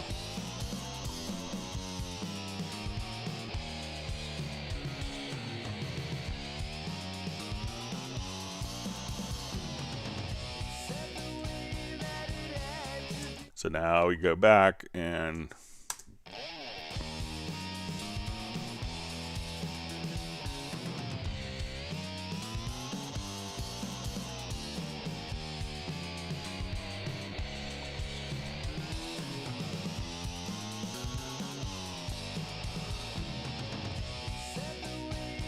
then you could have your pitch bend on a long audio file. So try dropping into the sampler track, and then just you can set your pitch bend range here in the lower left-hand corner of the sampler track, and then you could do pitch bends just like that in Cubase Elements. So let me know if that's helpful.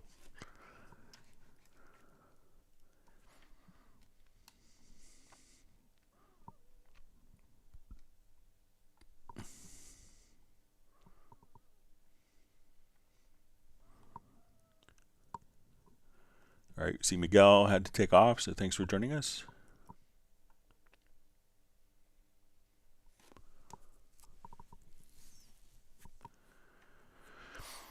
All right, so we see Dan who says, hi Greg, I recently tried remote recording with the VST Connect. Everything worked fine. However, I was not able to hear reverb from the artist's channel. They were able to hear it, but I could not hear it on my end. All right, so that's good. And let's take a look at, come over here to our VST Connect. All right.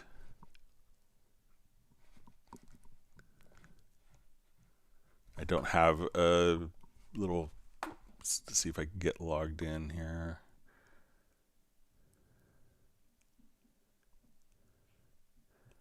But I think you can, I don't have my other computer turned on to connect to, but I think you could set up the reverb here on your end. I could see if you want, I could If you email me, I could see if I could get it set up for Friday's live stream where I have my other computer turned on I could log into to see the settings.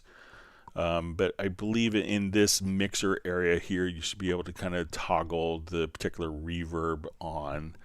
But since I'm not logged in with anyone, but let me know. You email me at clubcubase@steinberg.de if you want me to have it set up for Monday, Dan. Sorry about that.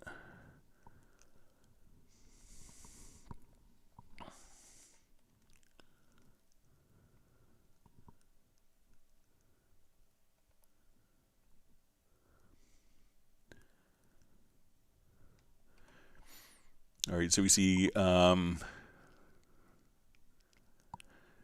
value says frequency can be only on left or right. Revelation of the day. Yeah. So just in case you're not familiar with this, so let's say we have a stereo track. If we go to our inserts here, we could just and we go to EQ to frequency. You know, and if it's on a stereo track, we can choose to have the EQ like be in stereo, let's say for band 4 here, or we could say mid side or left right. So one band I could EQ the left and the right channels independently, or we could just do or we could choose to do mid side, so the middle part of the panning spectrum. And let's say I want to get the lows out of the rumbles out of the sides, like the left and right edges. So if we're to envision this being our panning spectrum from left, middle, right, we could take the sides, probably like from here to here, and EQ that independently of what's going on in the middle part of the panning spectrum. So just in case you didn't know that.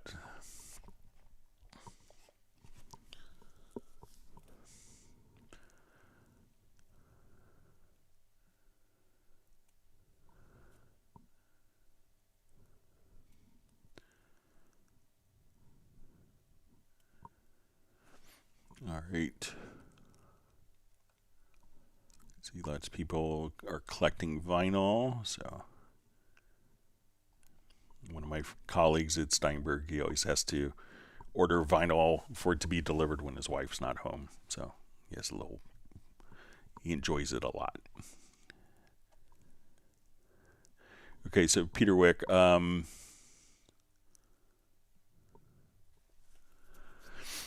Peter Wick asks, what are possible reasons that the snap point of an event is not at the beginning of the event? Are there certain processes that move the snap point just automatically? So generally when we come over, we'll see our snap point. And if you don't always see the snap point, I think if we, if we show clips, it's not available. But if we show events or events and clips, it becomes available. And what this allows us to do is, let's say I move my snap or sync point here. Now when I have my sync set to bar, instead of the beginning snapping, we could do, why is it not moving? That we could have the snap position, but there is, all right, so let's see if, I'll just do it on another file here. So let's move our snap point. So now I'll just say, okay, so I'll take this and I'll move it over here out of the way. Oh, I have shuffle on, sorry. Duh. Hate when I out clever myself. All right. So now we could have this snap. Now there is a, the snap can be set, and I've seen some people that will trigger it from a particular keyboard shortcut. So there is a snap point to cursor. So let's say I have this event selected, and this is where my cursor is. So if you go to audio, you can say snap point to cursor. So I've seen people accidentally set that function with like a key point, like a keyboard shortcut. So make sure that, check in your key commands. And if you go to snap point to cursor, that maybe if there's a key command for it, you know, that particular key command, we'll just say snap point to cursors to make sure there's not like a key command that's set that's maybe being utilized, or it was selected from the menu accidentally. So that could move the snap point for you. So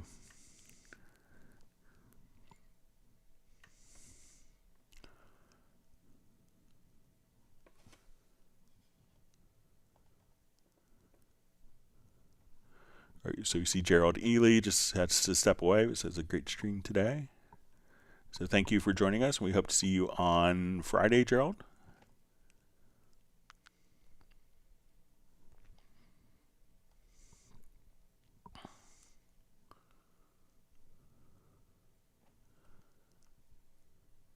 All right.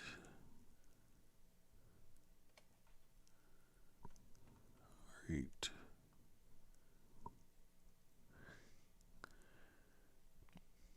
All right, so we see Volker just wants me to send him my Cubase hit.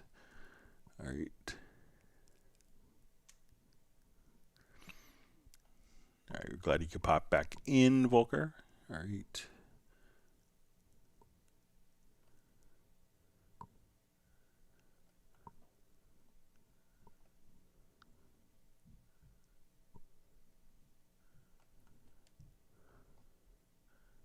All right, reading through comments. Thanks again for all the wonderful questions.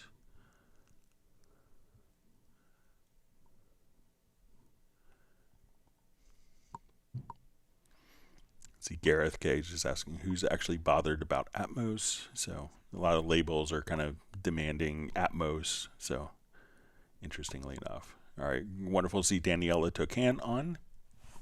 Glad you could make it today. Or Wilfried from Bochum, Germany. Hope I said that correctly.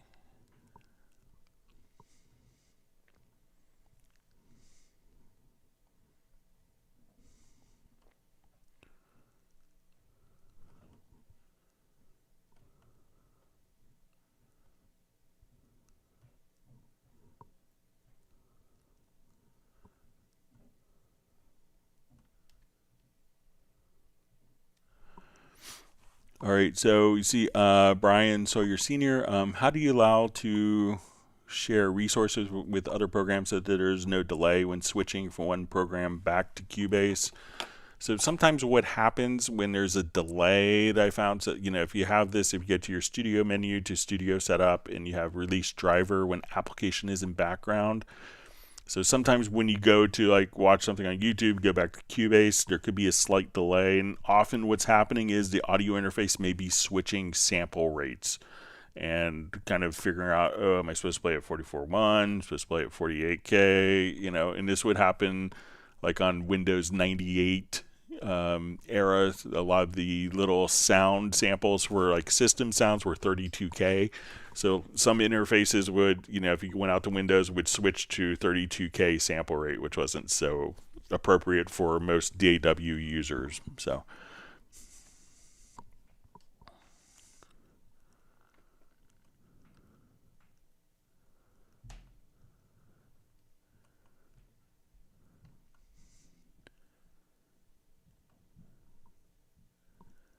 See, Gareth wants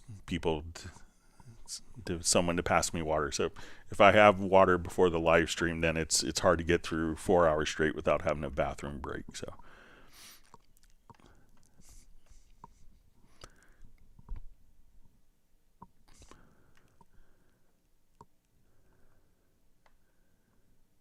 All right.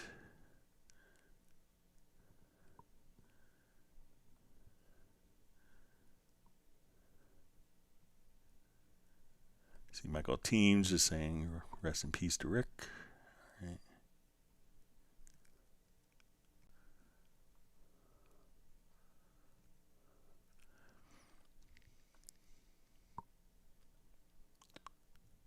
All right.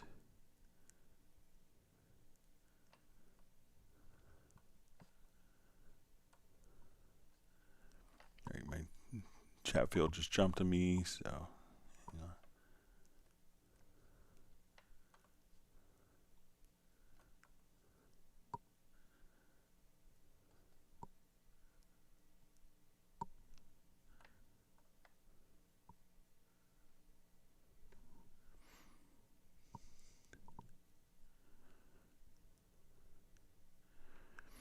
All right, so just see Jazz Dude saying no hangouts next week. Just a reminder. So I'm not on a business trip next week. I'm on vacation. So we figured that my wife and I figured we should do something. So we felt like we did something this summer. So all right.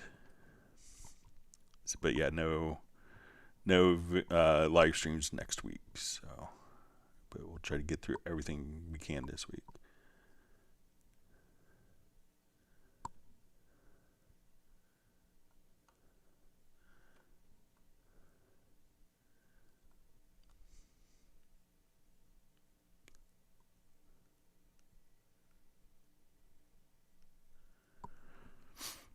See, Michael Pierce says that sample position thing is so weird. Once Greg explained that to me, I've never seen a reason for the default option. Of course, there will be.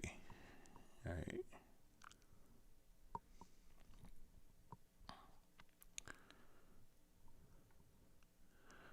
right. So you see, Gareth, is there still a hangout on Friday? So yes, there will be a hangout on Friday, and I leave for vacation on Saturday. So we'll do our normal 2 this week.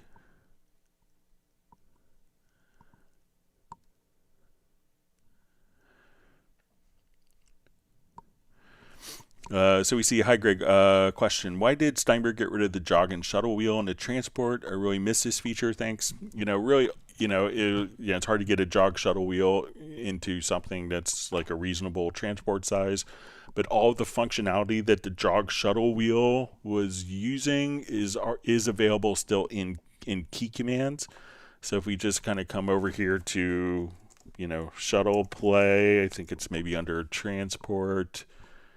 All these are still, available. The functionality is still within the program. You may have to map it to a controller or something, but it's all still there. So if you have, I'm trying to remember, there used to be like the little, kind of almost like a trackball kind of thing that people would use, like video editors would use, that has like a jog wheel on it, so you could map the jog wheel to do that. So the functionality is still in the program. There's just not a physical knob to turn with your mouse to do it. So,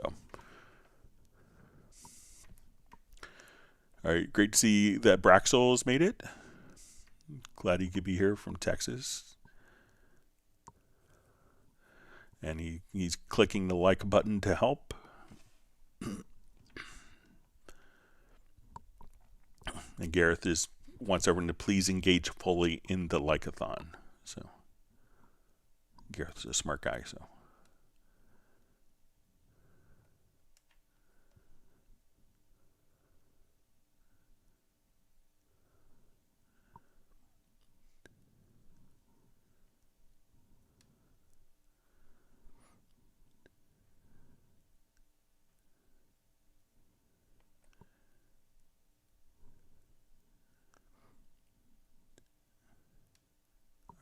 Still reading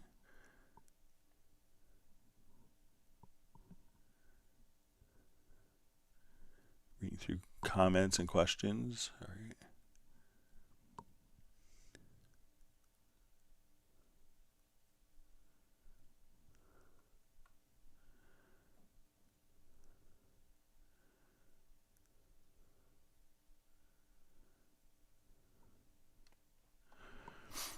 All right, so we have from Eliza Brown, ask, hey Greg, under a question for you, how to duplicate for audio sample or VST instrument.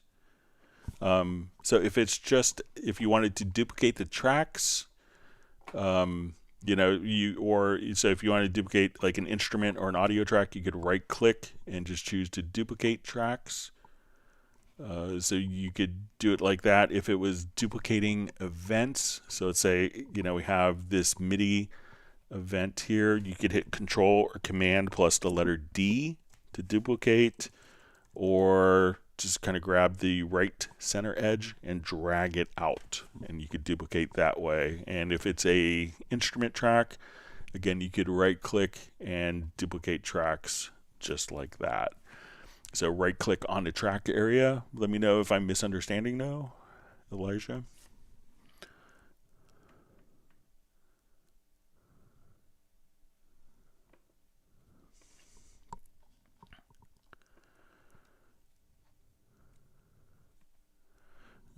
So we see Michael Pierce is taking off, and you'll see us on Friday. All of his files are bounced. He wants everyone to remember that a week without a Club Cubase is like a week without soup.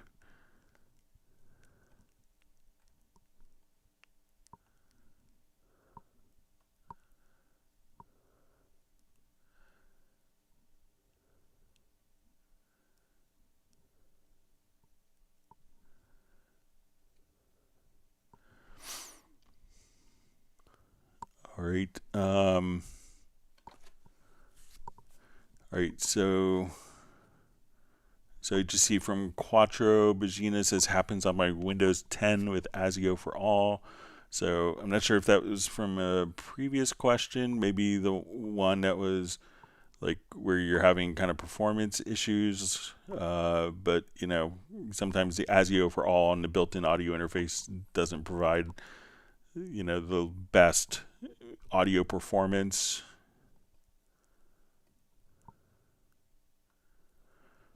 All right, so we see from Tony Hudspeth, is there a way to open and close all lanes? I've looked everywhere but to no joy. So I think we just did this a couple minutes ago, maybe 20 minutes ago, but we'll show it to you in case you just logged in, Tony. I caught your question from the last live stream towards the end. So if we make a project logical editor preset, and you could watch it. I'll have the index up later, but here we could choose to take, we want to transform, container type is equal to track, and then under track operation, we choose lanes active, and here you could toggle, enable, disable lanes opening up and save that as a preset. Let me see if I still have I had a file here.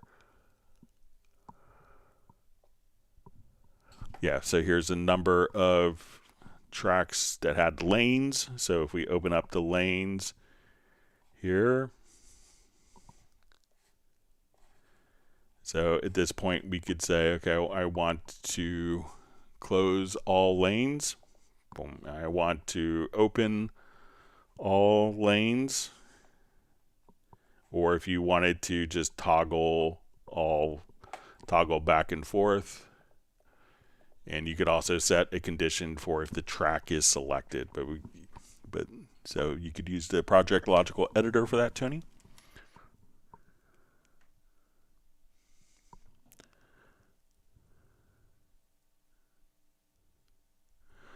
Okay, so Diego asks, hi Greg, when importing the Cubase samples into a 48K session is not resampling from 44 to 48K, please help. So when you import the sessions, you want to make sure that you have a preference. Go to your preferences, go to editing to audio, and then just check convert to project settings, copy to project folder if needed. So do that, and then as you drag in files of a different sample rate, it'll automatically convert it to the project sample rate.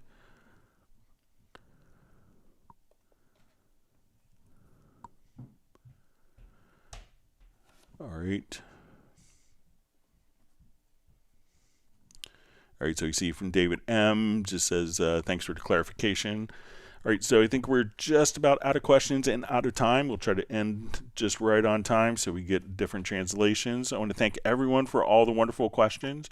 We will see everyone back on Friday, starting at 1 p.m. U.S. Eastern Time, and look forward to seeing everyone. And then once again, next week I'll be on vacation. So everyone stay safe and healthy, and please take care. Goodbye.